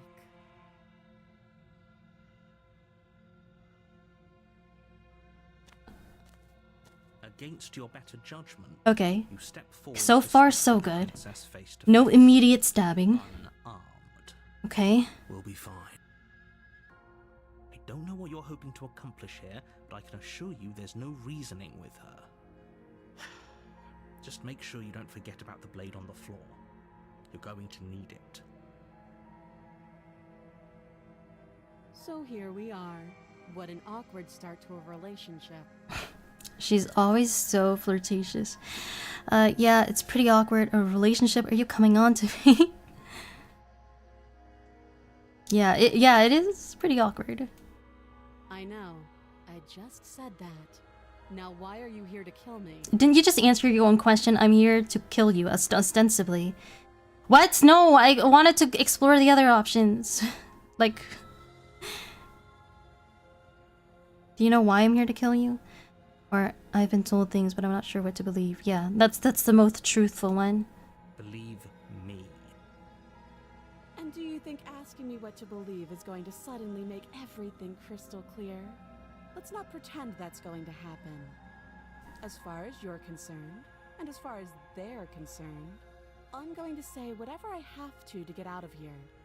That's just the dynamic of our situation. Why can't anyone just give me a straight answer in this game? This is not this is not convenient for a philosopher. We can still ask her what's your name. I asked that on one reset when it was the innocent princess, but you know, maybe she'll give a different answer this time. She hesitates before answering. You can address me as Your Royal Highness, or Her Majesty. Any honorific should do, really. Note the lack of detail. Lack of detail. Can't trust her. Okay, it's almost the same answer as last time, except last time she also said, "Man, it's been so long, I don't even know my own name," and it actually kind of made you feel sorry for her. How long have you been down here? Too long. Okay. Again, she offers no specifics. No matter how hard you try, you'll never get a straight answer out of her. How would it get you out of here? You can't. Don't bother. I'm guessing you don't have the key then. I'm sure there's a key somewhere around here, and if there isn't... well, we can always put that knife to good use. Her sharp eyes settle on the edge of the blade. Hmm. She isn't suggesting what I think she's suggesting, right? She is. I'm sure of it.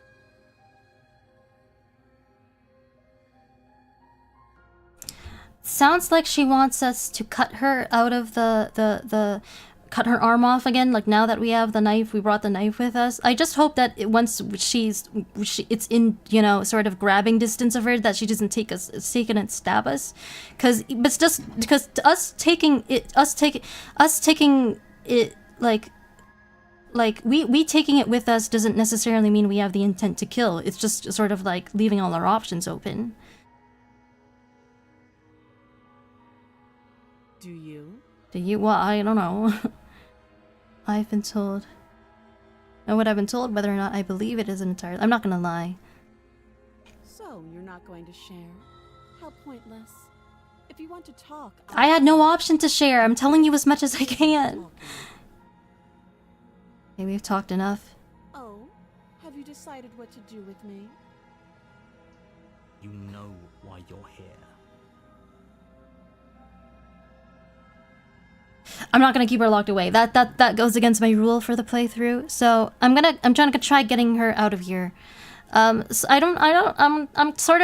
feel sort of jaded about slaying her again and again, because it just feels like so tiring, you know, going through all that, like us, you know, wounding each other, and then and it doesn't even, you know, it doesn't even, you know, actually end anything because we both respawn. It's just such a exhausting song and dance. Do you guys think so, or is it exciting for you guys every single time I slay the princess?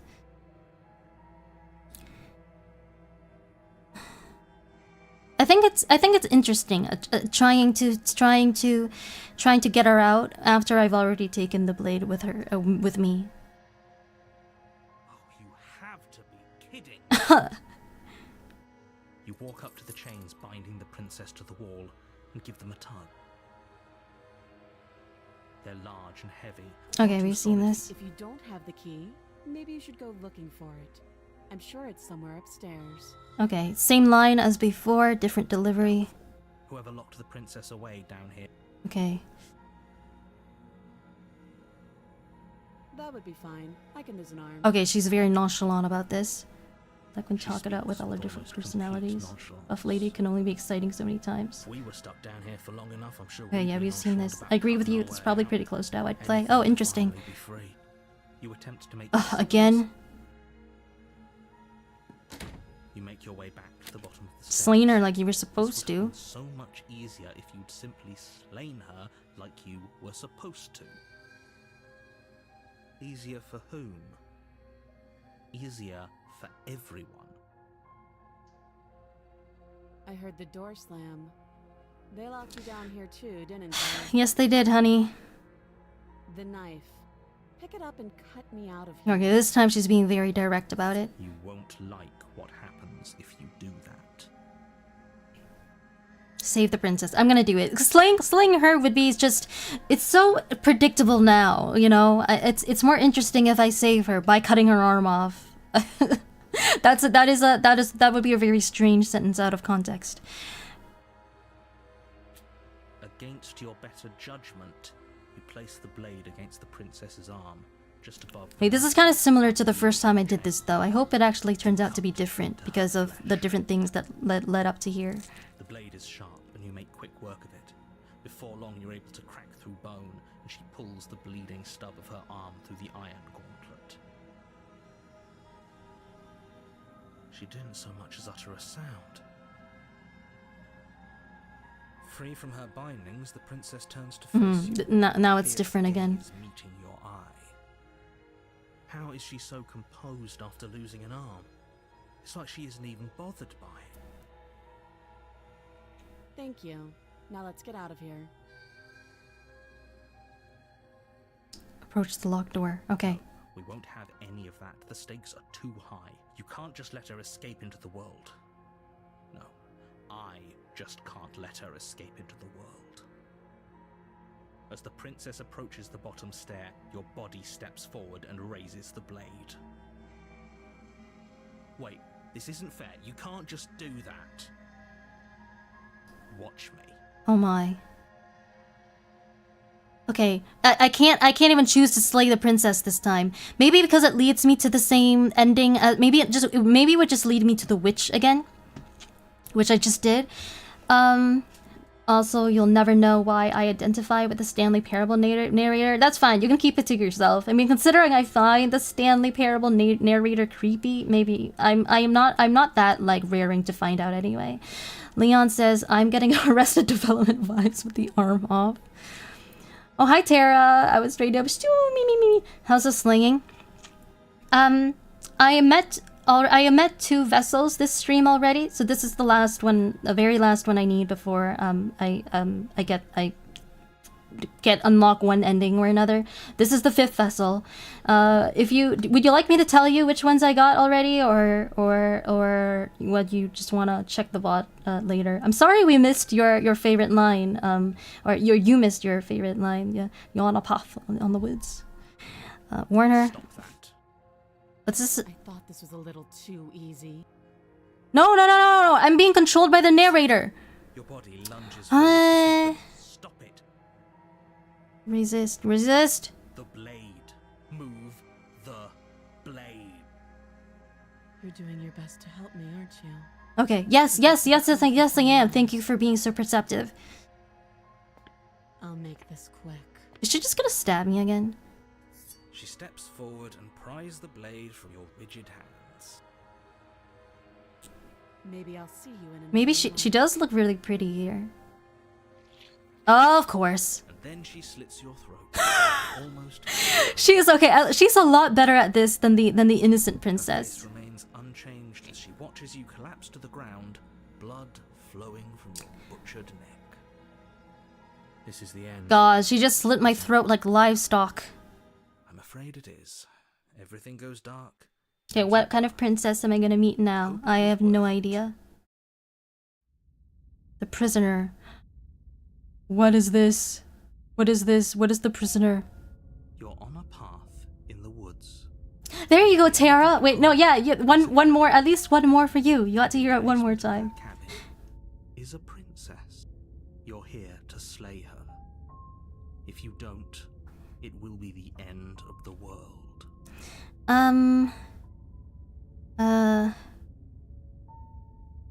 I want to know what voice I unlocked, so maybe I'll say... But I died, what am I I doing? can assure you that you're not dead. Don't forget what he Skeptic, did to us the last time around. I wouldn't trust a word out of his mouth. There's got to be a way out of here, for us and for the princess. We just have to keep trying. You're on a path in the woods. If he doesn't remember what happened Okay. last time, maybe it's best to keep it that way. You know I can hear you two, right? It's going to be a lot harder than you think to keep secrets from. Proceed to the cabin. I don't think chatting with the narrator is gonna accomplish anything, as usual. Yes, don't believe a word she says. Just go in, take the knife, and do what you're supposed to. Okay. Wink. Did you just say wink? No, I didn't. Wink. Just ignore this clown and focus on the princess. proceed into the cabin.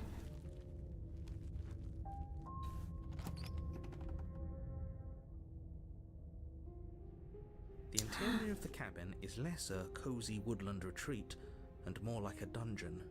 A few pathetic wisps of starlight attempt to illuminate the cold, uninviting stone walls, and thick, wrought iron bars barricade the windows, reminding anyone who enters that this is a prison.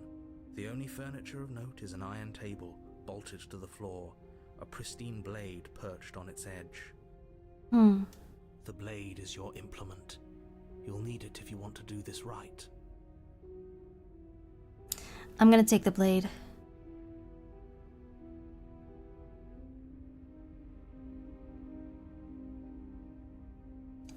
You take the blade from the table, my dear.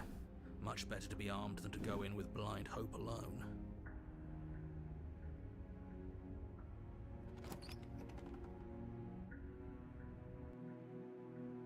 The door to the basement creaks open, revealing an old stone staircase. A few sputtering torches attempt to vaguely illuminate your path, dancing across glimmering patches of slimy moss on the stone steps. If the princess lives here, slaying her would probably be doing her a favor. Her voice, harsh but controlled, carries up the stairs. Is that a visitor I hear? Please, come downstairs. It's been a while since I've had company. Does she remember us? You walk downstairs and lock eyes with the princess. She looks up at you, the heavy collar around her neck clanking loudly as she moves. The chains binding both her wrists to the far wall, joining the metallic chorus as she adjusts her hands in her lap. Should we be worried about the one around her neck? Why would you be worried about her restraints? If anything, they'll make your job easier. Have you noticed the empty chain on the wall? Odd that in a place where everything seems to serve a distinct purpose, there would be something so obviously useless. Good point. I'm not sure what kind of What an significance that would interesting have. development. Why don't you have a seat? The two of us should chat before you bury that thing in my heart. I'm not sure I need to do much of anything. Do you see how locked up she is? I'm just gonna leave her here. I'm not gonna leave her here. I'm gonna sit with her, sure. You step towards the princess, but she stops you before you get too close, holding up one shackled hand. There's fine. I'd prefer we keep some distance until we've sorted this out. She's on her guard. That's reasonable. We do have a weapon. Might as well put her at ease. Sit where you were told to sit, or sit closer. I think I want to respect her boundaries. But also, like, what do you guys think of of where the chains are, the chains and shackles are located now? Because last time we were able to, the only chain was around her wrist, so she was able to tank losing her arm. But this time it's around her neck. You know what I mean?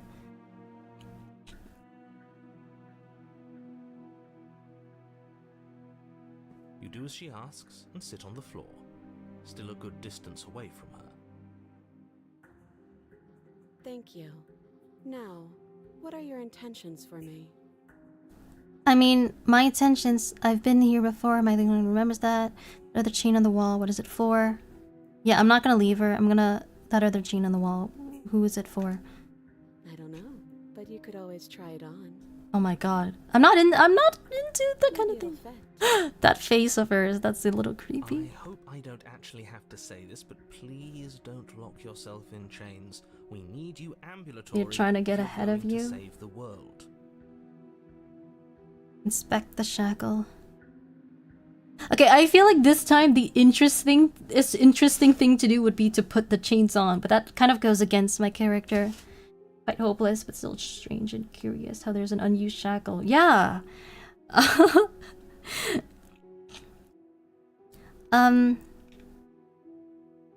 Yeah, you were asking about my intentions earlier. What did you mean by that? Yes, your intentions. You have a knife.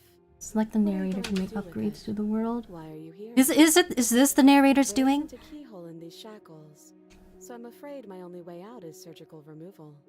Oh. Is she forgetting about the shackle on her neck?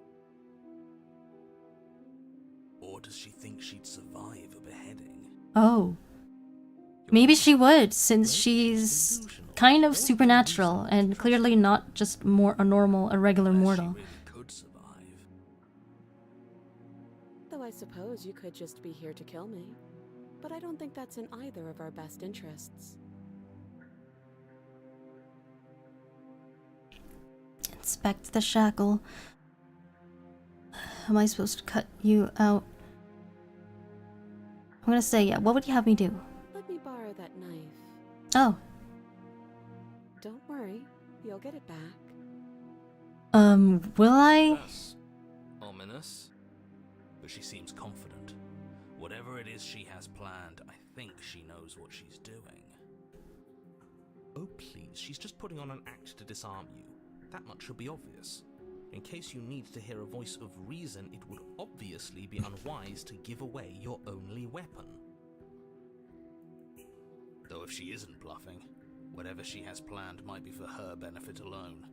There's no guarantee that what's good for her is good for us. So, what should we do?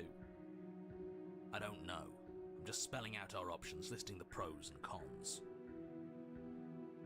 Then let me help you. I'll start with the cons. If you're handing her your weapon, the cons are that she might use it to escape and end the entire world. And she might use it to kill you. That doesn't sound great.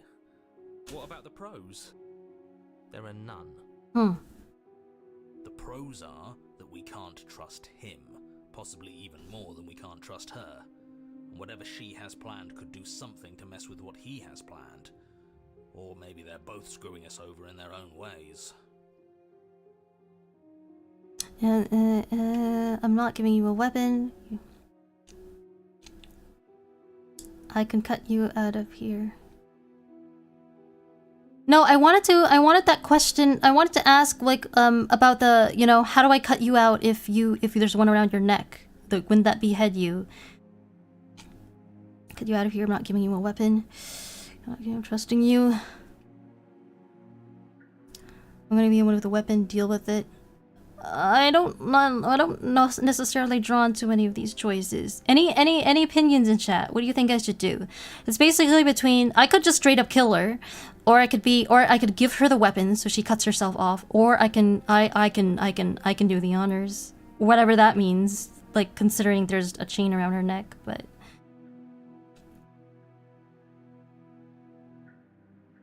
Or I could inspect the shackle, but I'm scared that I'll get locked in here with her because I don't want to do that.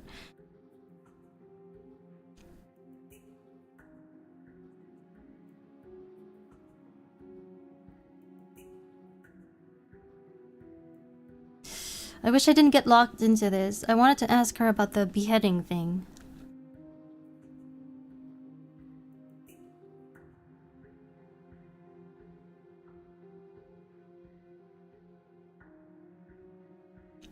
I think for me it's between either one of these, either giving it to her or just cutting her out right now. I feel like giving it to her would be more interesting because there is like a chain around her neck. So what does she want me to do? Like does she want me to cut her head off? I don't want to do that. I kind of want to see what she has planned for herself. And even if she wants to kill us, I mean, it's not like with a chain around her neck she'd get very far, so I don't think we need to be afraid of that this time. Slide it over. Okay. No, absolutely not. I am not letting you hand your only weapon over to the world-ending princess. Until you come up with any other idea, like, say, I don't know, doing your job and slaying her, you remain rigidly in place. Do you think this will work? Interesting that you're only having us remain in place. It's almost like there are very real limits to your power. I don't know what you're talking about. The world ends if we fail, right? Her killing us might not be our only failure state, if you catch my meaning. I don't know where you're going with this. Could you explain? What is the voice of the skeptic on about? Explain it. Sure, I'm insinuating that we could kill ourselves. Ruin this whole thing. Oh. You wouldn't. I'm not afraid of dying. Are you? A little? You got your point across. Fine. You slide the blade across the floor. The princess maintains unsettling eye contact as she reaches down to pick it up. Thanks. She pulls up her head, smiling slightly as she raises the blade to her throat. What is she doing? She doesn't say another word as she cuts into That music! No.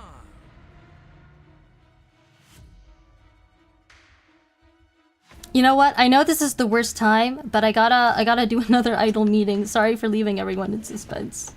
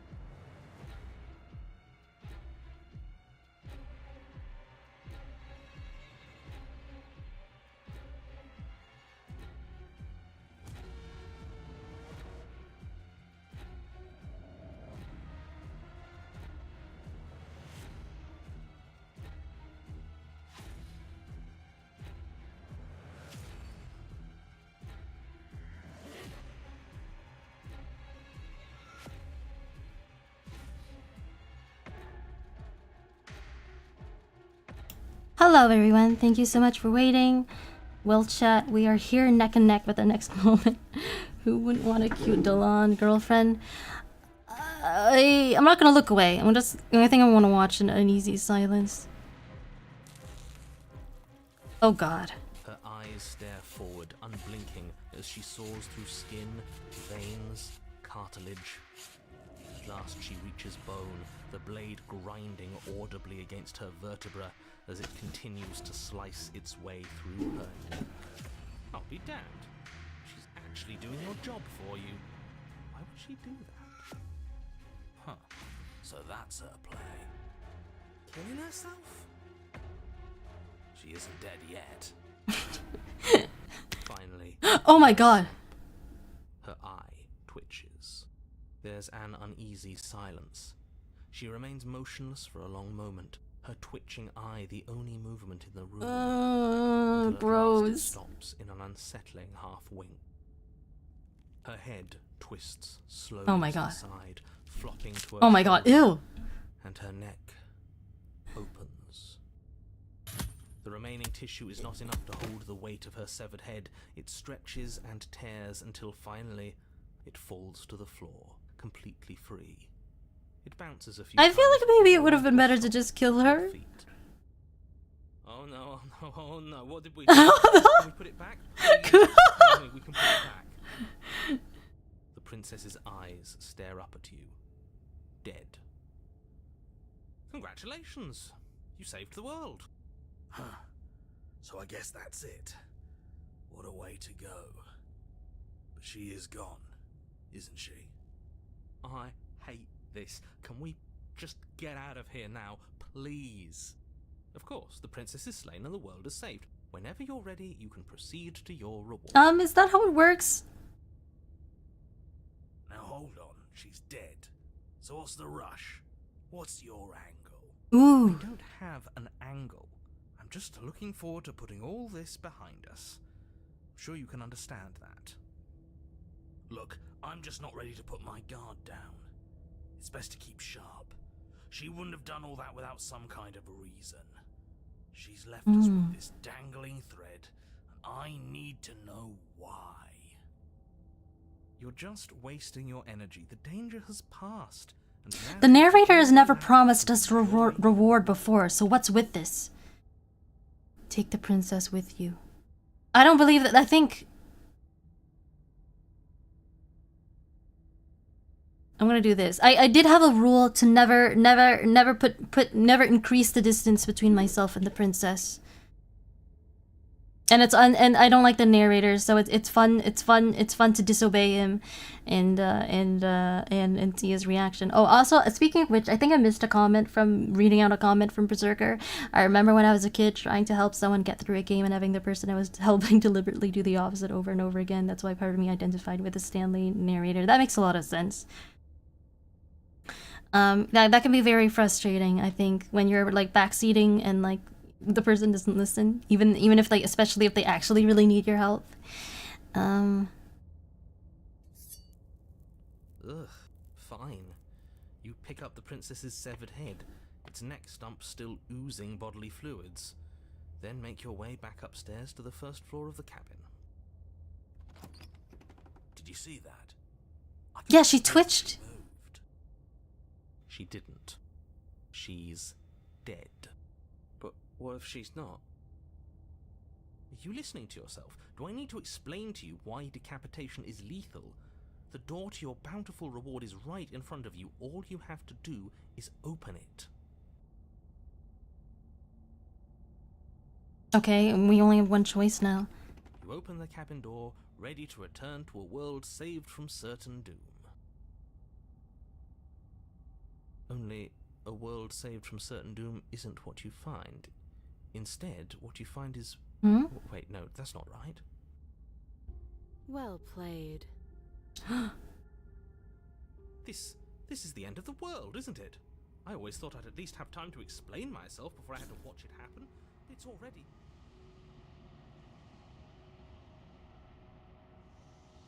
over?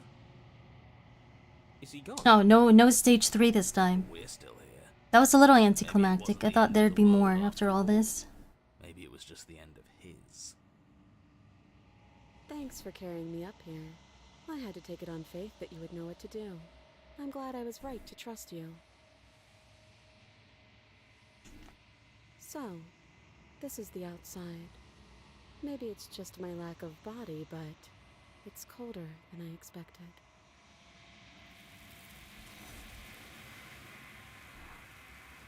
This is supposed to be the last one. She's gone. Clever girl. Where does she... Is that a... Alright. Approach the mirror. You're right. Part of me... Gaze into your reflection.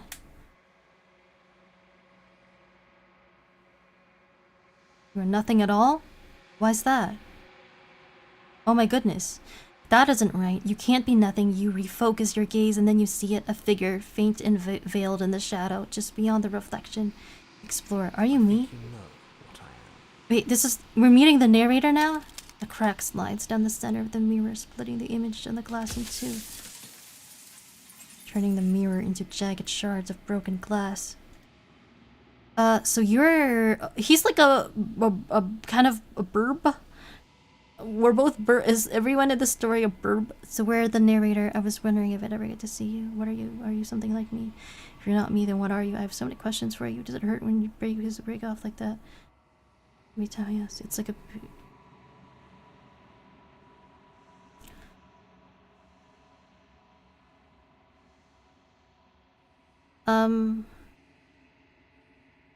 You're the one who wanted me to slay the princess. Why? Or maybe I should start with this. The narrator. Yes. I suppose that's my job, isn't it? You needed help after all. An objective This is a voice very to guide creepy your brain. animation. But you were never supposed to see me. I wonder how many worlds you've damned to extinction to fall this far. Okay, so every time I ask him something, we lose a remaining piece of the mirror, and I'm guessing that when they all go, I won't have any more chances for questions.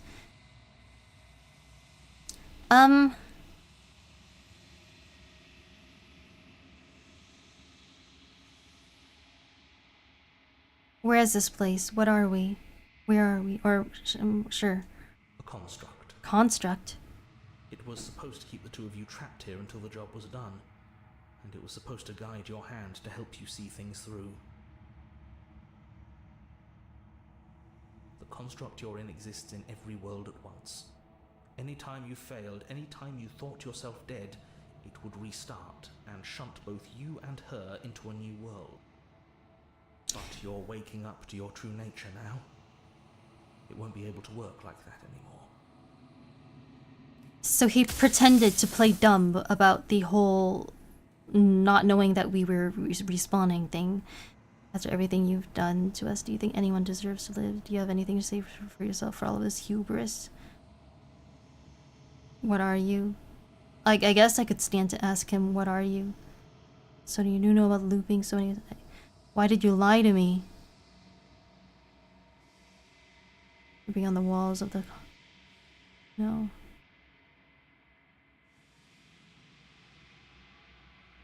What is my true identity? Sure. What is my true identity? You're the long quiet, the god I made to rid the world of death. I am a god? Okay, that was a quick question. Or quick answer. A god. I always knew I was special. So if I'm a god, what are you? Because I thought I was a god made to rid the world of death. Wait, this is also a good question. Why would you want to rid the world of death? Pretty sure death is good, actually, and even.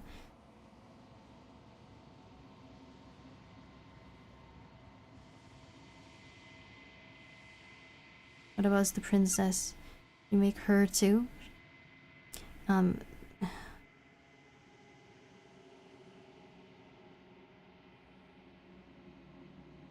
Or I could ask him, what is he? Or were you a god? Ooh. Sure, what are you? Oh, I'm nothing like you.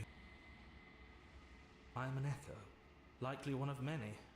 Somebody made you after all, and I'm what's left of him. Not that I'm the only one who can make that claim. I'm sure you've met many others like me. I don't want to be a god, I want to be me. There's like you said something like that before. Has every narrator really been different? Do you know, what is the princess? Did you make her too? She is the shifting mound, the ebb and flow, the capacity to change. She is transformation, or most of it. Her nature is why I had to die, for she becomes that which others perceive her to be. But an echo can't perceive things, not in the way that people can. So I tucked a part of myself into the folds of this construct to guide you. This isn't the end just yet. You can still destroy her and save everyone. You were made to do this single task, and you will still have a chance to fulfill your purpose once I'm gone. Okay, I'm afraid if you made us, then I want you to know that this is a torture. If I destroy her, I want to be alone. I'm afraid this part is a little bit beyond me. I guess what I can gather is that the narrator made me, created me as a proxy, since he himself either can't interact with the princess or just, you know, can't do whatever it is that I can do. Whenever why is suddenly being so open? I could have helped you destroy her. Can't I just will her into something small? How did you die? Why did you make her a princess? How am I supposed to destroy an abstract concept? Okay, this just we have fewer options. We have less time than ever and more questions than ever.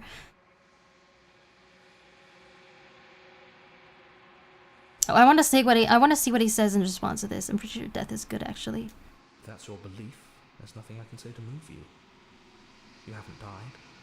You cannot die. So you can't grasp the abject horror of dying. You're just saying that, man. You know that things won't be worse if I destroy her. Would we like to live in a world without her? Does anyone else know about this? Does anyone else know about us? I don't want to be a god. I want to be me, is a very Xenoblade coded answer.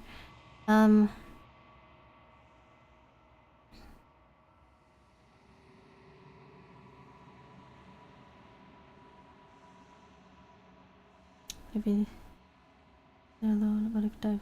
I'm just gonna and I've died plenty. That's true as well. You know what? I'm just gonna destroy the mirror. I'm not too interested in any more of these questions, and I hate that shattering sound effect. You have heard enough. The narrator was right. You are the long quiet, a vast and nascent god, and it is finally time for you to wake up. All of this is you. Oh my. Proceed to the cabin one last time. There's no final vessel for you to wear it into. There's nothing for you to find.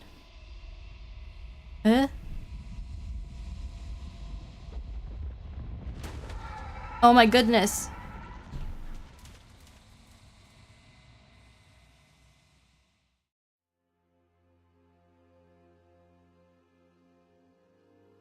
Is that the narrator to the Shadow Realm? And you can finally see me. It's been so long, and my heart has ached for this moment. I've missed you dearly. What is this? Every part of her at once? I've missed you too. What happens now? Ever the passive player, always reacting and never acting. But it's woven into your nature, isn't it? When the echo spun us from 1 to 2, he gave you a choice and me a role to play. Spun us from 1 to 2. But I contain it in my multitude. The echo. Well, the echo is the narrator. So, will you attempt to destroy me and bring about a world devoid of death and the possibility of meaning? Or will you open the final doors to our liberation? So, we used to be one being? Maybe that's why I am able to bring vessels to her, because it's... We just... The vessels are really just, I think, like, we're submitting our voices. Well, like, we gain the new voices every time we meet a new princess, and we're just submitting them to her. Maybe it works that way because we used to be the same being, and the narrator created me, like, kind of like separated us in order so that I could kill her. At least that's what he wanted, but I don't. Oh, that's. Can't. If you were, I was gonna. That's can't just come down to me and letting you out slay the princess. I can still slay the princess. Leave this place. I don't know how to leave or where to go.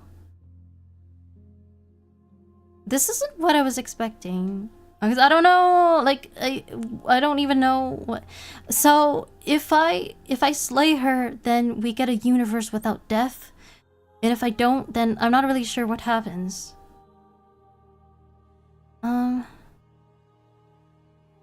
Don't do it. Yeah, I kind of want to ask this. Does it matter what choices I made to get here?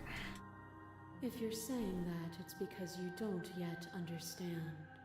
But we cannot use words alone to grasp at things that words cannot express. And you cannot rationalize with logic that which defies it. Violence and passion are dances that both of us know well. If this Don't get mad at me. I thought all the fighting was over. then so be it. To question everything is to deny the truth in front of you. To live alone within the caverns of your mind is to trap yourself in them forever. But you found me, and we chose to trust each other for no reason than the sake of believing in something that wasn't us. That's the last vessel I got. Shared skepticism blossomed into freedom, but we needed to walk a path together to bloom. Would you stop our journey now that you've seen its beginning? What of those in the worlds beyond? Would you erase their paths to stop them from going astray? Statement directly. Shared humanity. But they would lecture me since you act as though the world can exist without you. There was death and suffering. I don't feel like I want to say anything here. Necessarily. This is very epic music. I honestly don't know what's going on right now.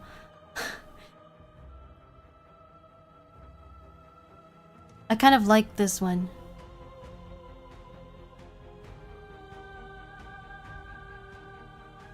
Oh, is it not?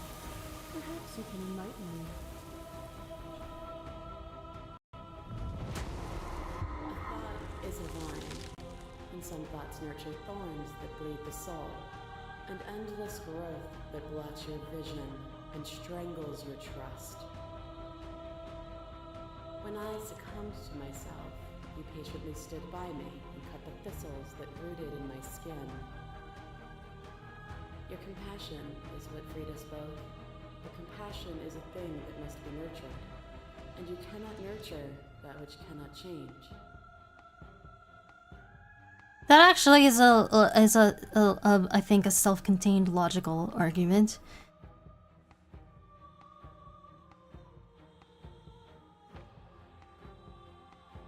Are we fighting? I don't know what we're doing right now. Silent. I'll just pick this. You cling to your notion of pain is suffering. There is beauty in ugliness, and love in conflict. You are nothing, a black hole of self-loathing fed by the matter of your restless thoughts. A dog blind to its leash. But there is no light without the dark. When I proclaimed my godhood and offered you a place at my side, you gladly became the instrument of my new creation. No, except I didn't even get to see what that was supposed to be. Future to look towards. It is hope that carves meaning into being.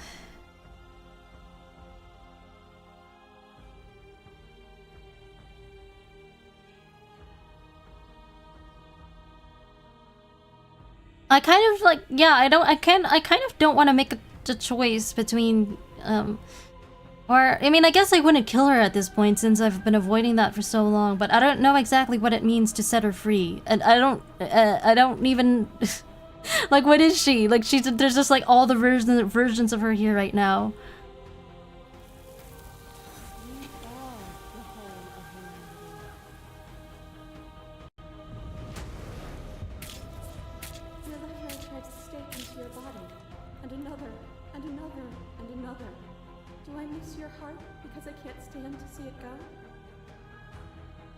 But the stakes meant nothing to you. You had a desire, and you set that desire free. You lifting me and me lifting you. Forever and ever and ever. Consumed by true belief, there was nothing that could hold us back. Oh, the innocent princess is very pretty.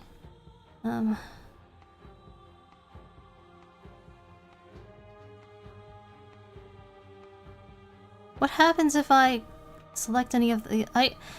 I feel like I feel like the shared humanity options resonate with me most, but I'm also worrying that if I keep selecting them, it'll sort of lock me into a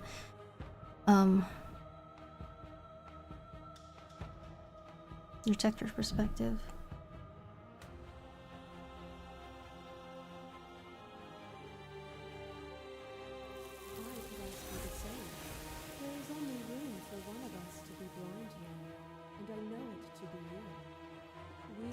Each other's mirrors, and are we not divine? I crush you, I bleed you, I grind you to paste. My scars are a memory of what you used to be to me. I want those feelings back. Oh. You run, but you do not run away. You take me somewhere new, somewhere we can dance like we used to. But I could not follow your steps. There was no better gift for me than the gift of defeat. You showed me how much more I could be. But then at last, the very first vessel we met, the Dragon Lady. We have no challenges to fade into nothing. A life without obstacles is no life at all. I remember the moment of my victory. As soon as you entered my domain, I destroyed you. This text is in red. What does that mean? Too big, you back to me. Remind me of pick a god and pray. I don't like the red text. I mean, the fact that it's red is interesting, but I don't actually agree with what it's saying, so I don't want to pick it. Maybe I should just continue with this. What if well, now I'm at the end. What if I select these other... Reject her authority. Sure. What you mistake for lecture is merely observation. I only want to help you. You can vainly struggle against me, or you can follow the rhythm of our movement and find our freedom. I see. It's the clash. Withdraws, trembling. You are unmovable. Is it by the design of our conflict that I cannot win? Or are you just that fervent in How you cling cling to to delusion? delusion? Nothing is immutable. Everything that is exists only in relation to everything it isn't. There is no constant. There is no center. Open your eyes and accept what we are. We can leave this prison together.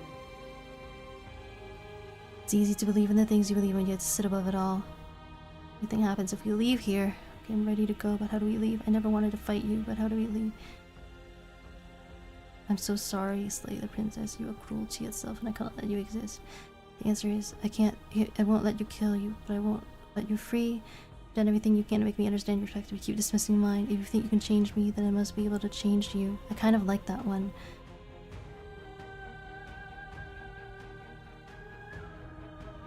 What I offer you is not perspective. It is true. That is a rather arrogant thing to say.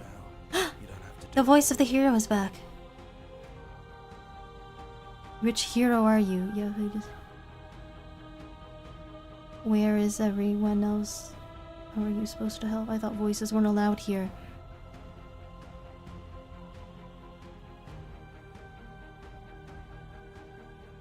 Apparently that's not true, but we can worry about it later. True?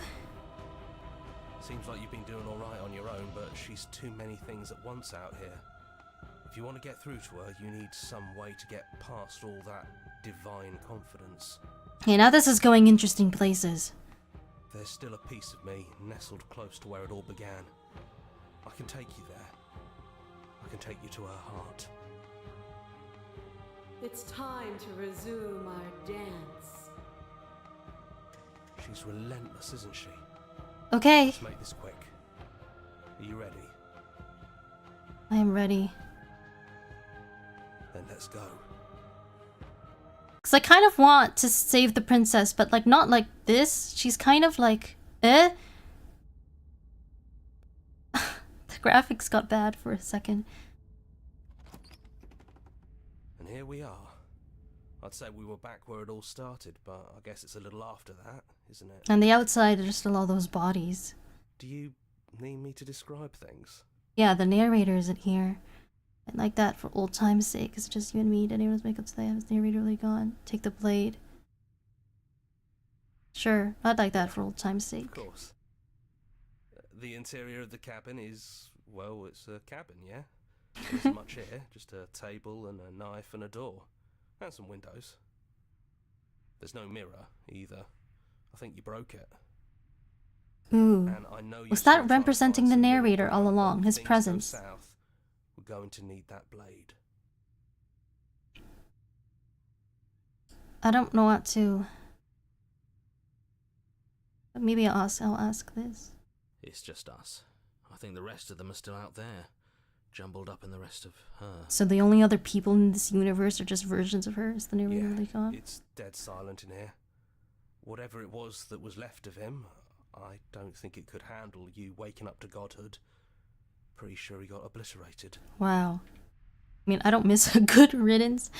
I don't actually know how to feel about him being gone. It's funny, after everything he put us through, I'm kind of sad to see him go. I'm not gonna bother with any of this. I think I'm just gonna into the basement. Not gonna take the blade because it's still not my goal to kill her, I think. It is.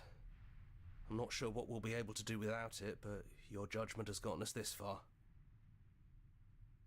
Yeah. The stairs. Do you remember the first time we were here? The first time we heard her voice? Have you figured out what you want to do yet, or are you going to keep trying to find a center that doesn't exist? It sounded just like that. A little sharp, a little menacing. Only she didn't know us. Continue down the And stairs. down we go. We shouldn't keep her waiting.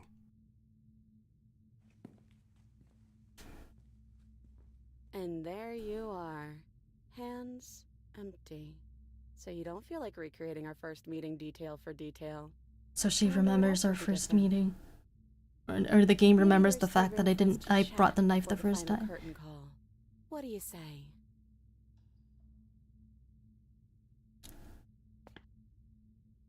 It's good. Just one thing, I want to be a god. Are you the same as you are out there? Is the real you?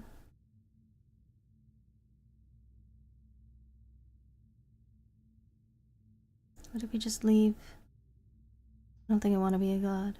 Yeah, are you the same as you are out there? I don't know. I'm a part of her, I think. But she's seen so much more than we have. Like, she's seen everything, right? I don't think I could hold all of that without losing myself. I don't think you could either.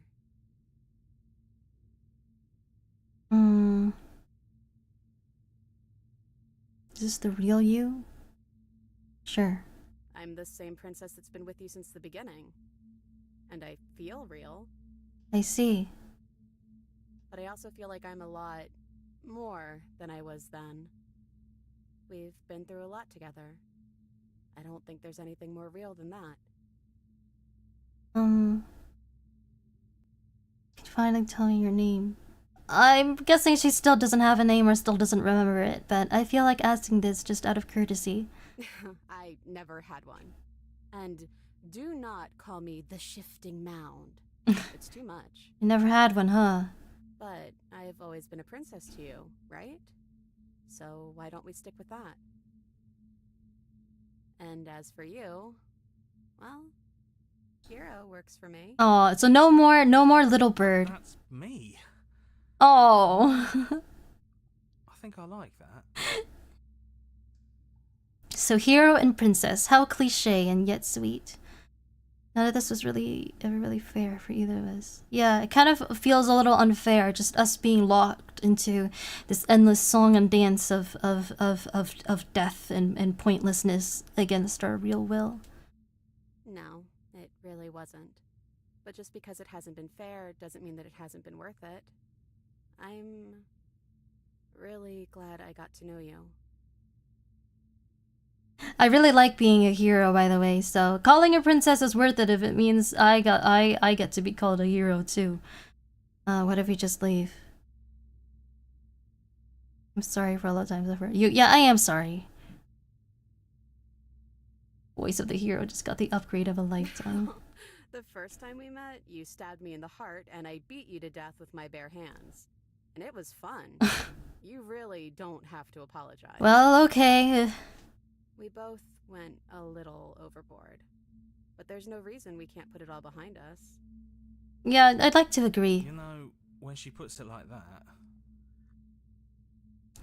So good to finally see you again. I don't think I want to be a god. I don't think I want to be a god either, to be honest. This is the very Xenoblade coded answer. Doesn't matter what we call ourselves. It's just another label, and I don't think labels have ever helped us. All they do is cram us into boxes where we don't fit. Just like this cabin. Hmm.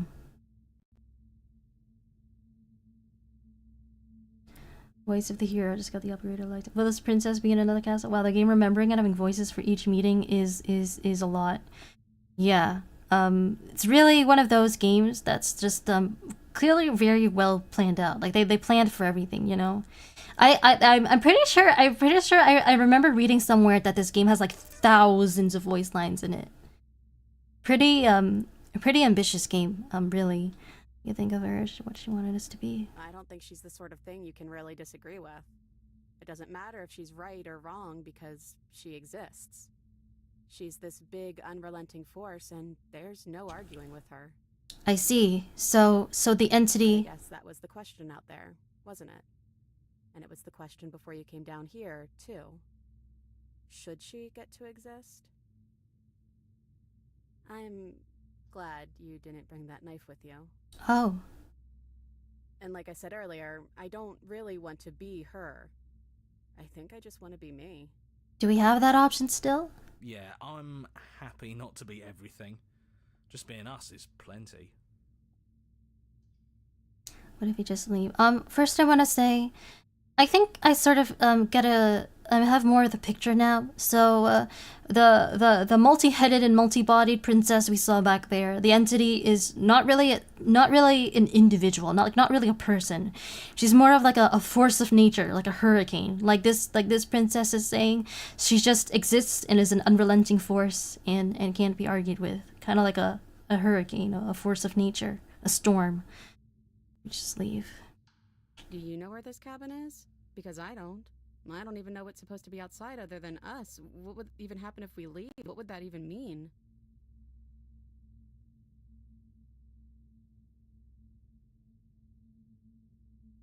Leave with you. I just didn't like being a god. I want to walk through that cabin as we are, just you and me. Not knowing what it means is why I want it. We knew everything that we don't want. I want to know this. No matter what matters that we're leaving together. That's all I want. I'm most sympathetic to this one. I don't know, but I've always wanted to leave with you. I just didn't like being a god. I want to walk through that cabin door as we are, just you and me. I want that too. Oh. I think I'm gonna stay right here. Whatever you're doing right now, wherever you're going, it feels like it's for just the two of you. But you're the voice of the hero. You've been with us even more consistently than the narrator. Are you really gonna stay behind? Are you going to be okay alone? Thanks for everything. Are you sure you don't want to come? Yeah. It wouldn't feel right, but I'll be okay. It doesn't feel right to me either. I'm sure I can find the others. Oh. Leave with the princess. Alright then.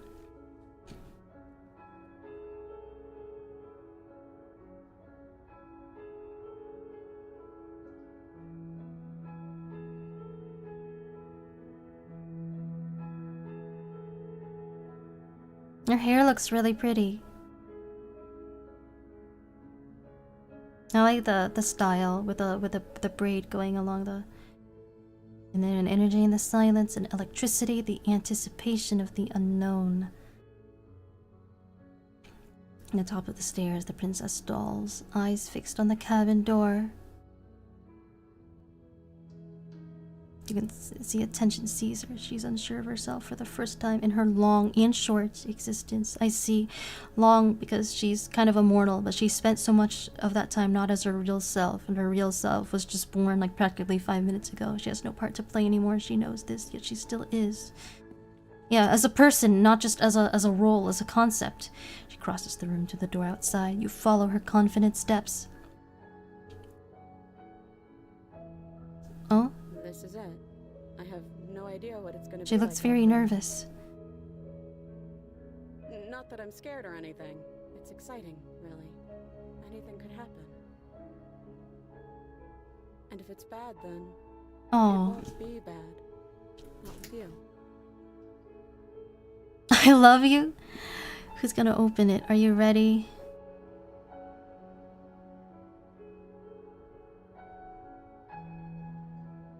With you, are you ready? I should say I love you, but I don't know if I feel that way towards her. I mean, I love her, I guess, in an unconditional sense. I have her best interests in mind. I don't know if I love her in like that way, despite like the copious amounts of like innuendo that's been sort of scattered throughout the game's dialogue. Yeah, I feel like we can just open the door, not with you. That her intentions are clear, and I feel like so are mine. Oh, our hands are overlapping.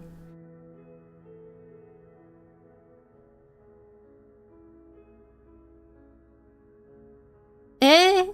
So is it? So we didn't get to see what comes after, but does that imply that we escaped, and this time just as ourselves, not as, you know, as gods or whatever, and now we're just gonna live our happy lives out together? I can live with that. I'm glad that I didn't have to kill her or have to, you know, unleash her upon the world as some, you know, weird multi-headed, multi-bodied god. I can live with that ending. It seems close enough to a happy ending. This is not the exact same ending that Axe got too, so I'm also happy from a variety, in a like, you know, in a like sort of for the sake of variety sense.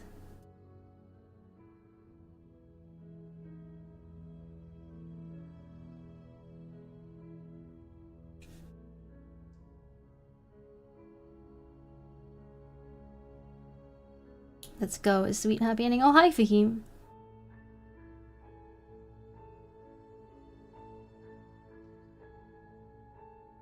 I'm pretty. I wouldn't be. So, this seems sort of like kind of like a neutral ending rather than like the best ending. Like I don't know what all the endings are, and so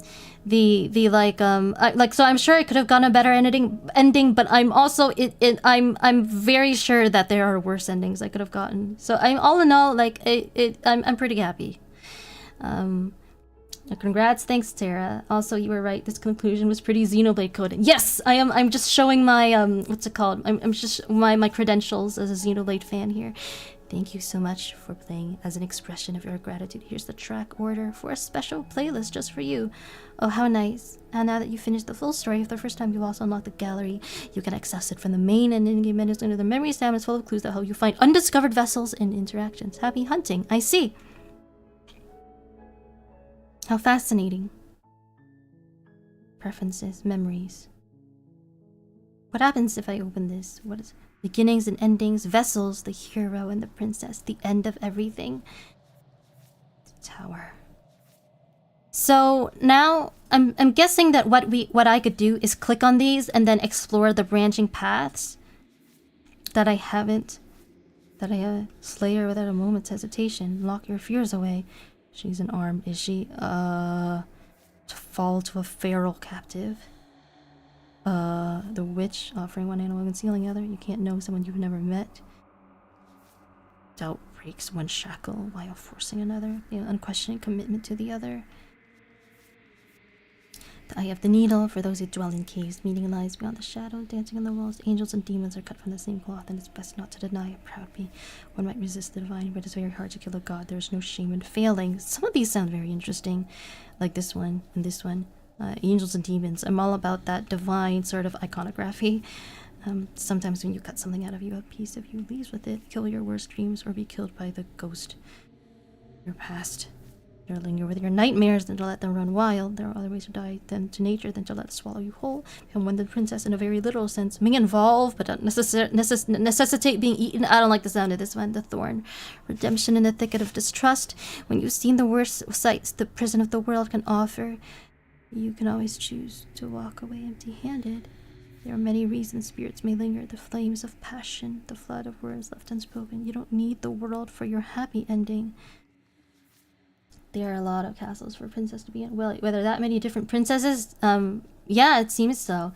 Oh, hi, I've been lurking for a bit. Oh, I see. And then Leon also asked, was your ending better than his? Yes or no? So, anyone who wants to not be spoiled for the parts of the game that I haven't discovered, then, you know, close your ears to this. And maybe you watch Axion's or Karaz's playthroughs as well. Cause here's one thing.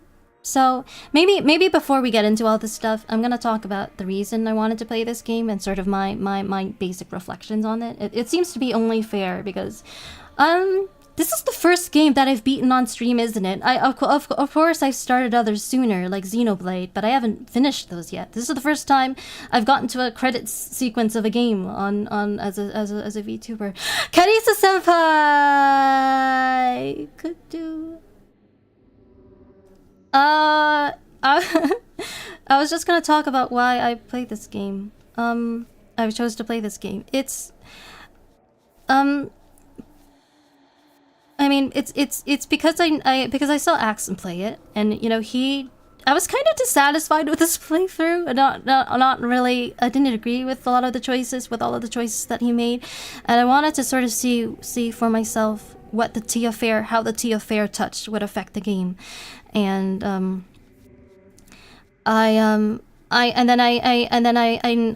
found out that Kara's also played it, and I thought to myself, like, I, as an upcoming philosopher VTuber, like, what if I just played it and then it just turned into like a tradition, like a rite of passage for philosopher VTubers? Because if all three of us played it, I mean, because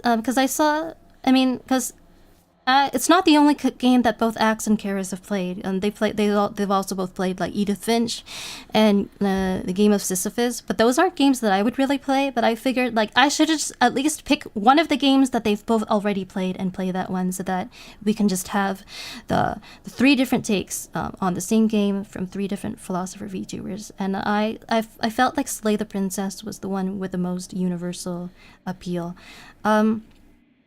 I kind of feel like there's something in this game for everyone, just by nature, with how there's the sort of like the split personality, you know, nature of the princess, right? There's so many different sides to her that everyone who plays the game could probably find at least one that they can relate to or that resonates with them for some reason, if not, you know, all or most of them.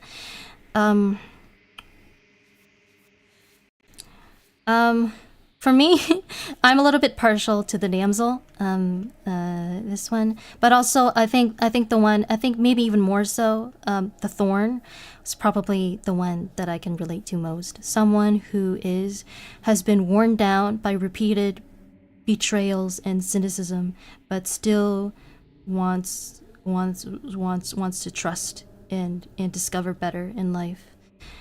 And and here's a thought that I've already shared with Axion when he finished this playthrough. So this is not something I thought of just from playing it myself, but when it comes to my own personal interpretation of the game, I can't help but view it as an allegory for trauma. With my background as a trauma survivor. Because it feels to me that there are a lot of parallels between trauma and the premise of this game, with because trauma essentially causes some degree of a split personality, right? You sort of lose touch with your humanity and your real identity, and the healing process of trauma involves sort of rediscovering and getting back all those lost parts of yourself that you've discarded or that you felt that you had to discard, and sort of owning them again and reintegrating back into yourself. And this happens, this is a very difficult process. This is practically impossible to do truly alone. It's really something that only having the compassion of other people in your life can facilitate. Very much like how I feel the hero, the long quiet, whatever you call him, can deliver, and what vessels to the princess. As for Axion's playthrough of the game, I think that he and I got sort of the same ending. Like when I saw the sort of the multi-headed, multi-bodied princess, I recognized that from his playthrough. So up until that point, I think even though he had emotionally unlocked the different vessels, that we'd gotten to the same place. However, I think because of his dialogue choices, from that point on, instead of he and the princess leaving the cabin together, what instead happened was that they reset the world, which I felt was a kind of like lackluster ending. So he didn't commit to killing her, or basically just the world reset back to exactly where it was at the very start of the playthrough. So like you're on a path in the woods, like essentially just priming for yet another playthrough. And then Axe decided to stop streaming the game. So and I mean, in terms, when it comes to whether or not this is a better ending, I think that's sort of a matter of opinion. My opinion is that I do like this ending better. the ending that I got better. No, Kara said, also congrats, I was lurking, but would like to know your thoughts. I just shared them before reading that comment. So the rite of passage game should be the Stanley Parable. I know you like that game, but I don't like it. So I'm afraid that won't do. This is a very long yes or no question. What happens if I click on one of the ones that are missing? Okay, nothing. What happens if I click on one that I've... Oh. Is it just me, or is she changing? She's becoming worse. Really worse. Is this like if I betray her at the last minute? Oh no, Slayer. She's changing up to Slayer now. Uh-oh. You've been here before. Give her everything she didn't know she wanted. See enough of Stanley for me playing. Yeah. I've seen Leon. Okay, Leon is obsessed with the Stanley Parable. Stanley Parable better than Sailor Princess. This is fate. No.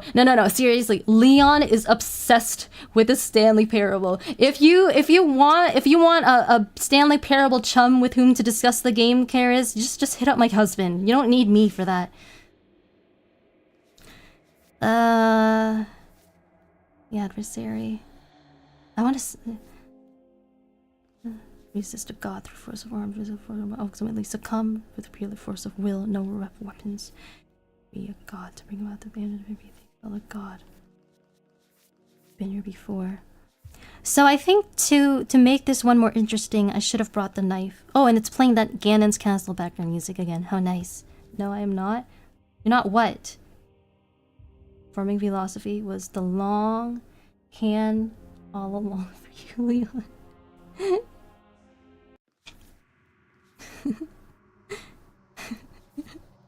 long con. I misread that as can for some reason. The text is small in my defense. The prisoner. Yeah, I can't click on the ones I haven't gotten yet. The end of everything. What about what about this one? Find your freedom as gods forever. So there was a god route. Fine, slay her once and for all. The end is never the end. Is never the end. How puzzling. We've always been a contrarian. Without having an ending. Don't think there's a way for us to leave. Store something new. Slay her once and for all. It's really a world free from death. Defeat her without any outside help. Then offer her grace. Oh, so something different would have happened if we defeated her without without accepting the voice. If we rejected the voice of the hero. Find your new world. Destroy her without any outside help. Yeah, there would have been also a way to become, I guess, completely independent if we just didn't like her. What about this one? Find the nightmare.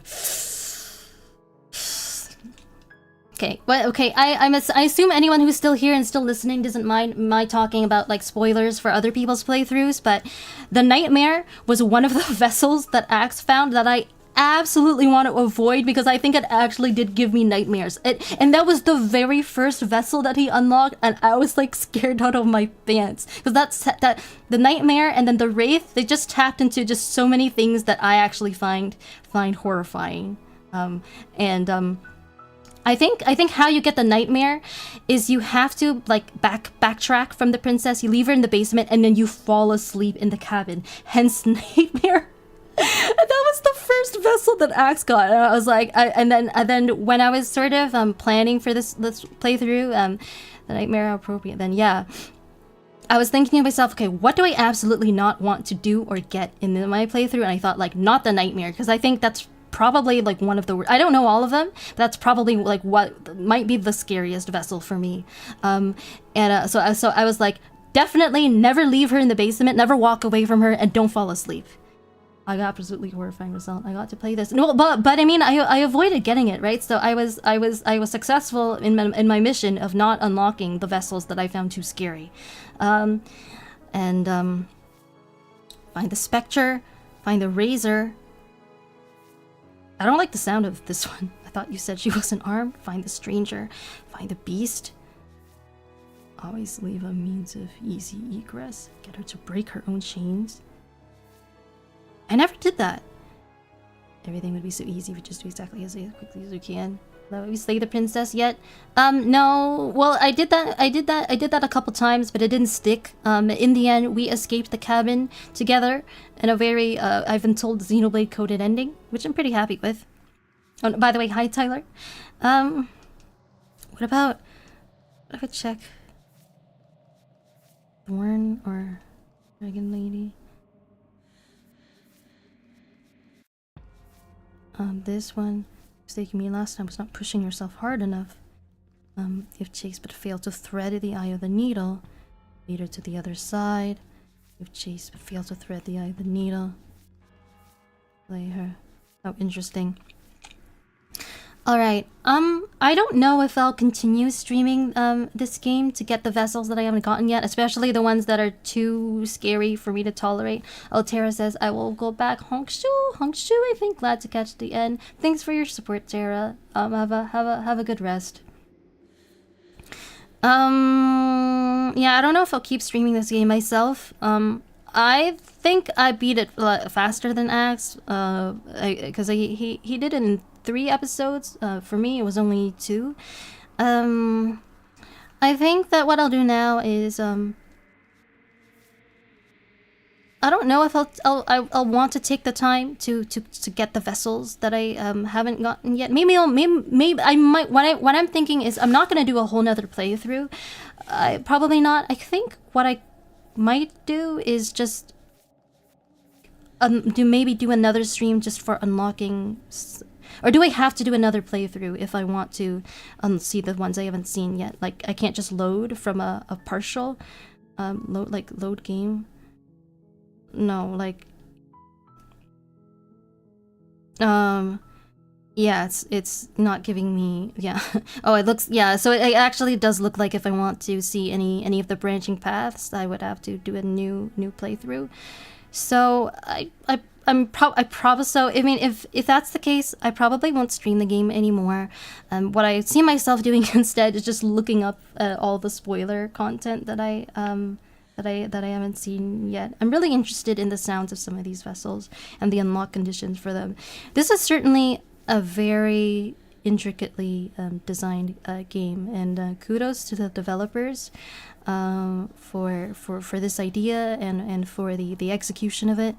I feel like this game is in some ways is a statement on human nature that I feel like I myself am sort of I'm not able to sort of fully capture or unpack in my explanations of it.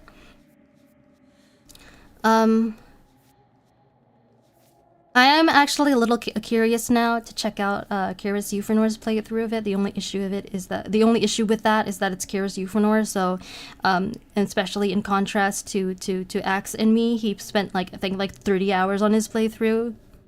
So I don't know.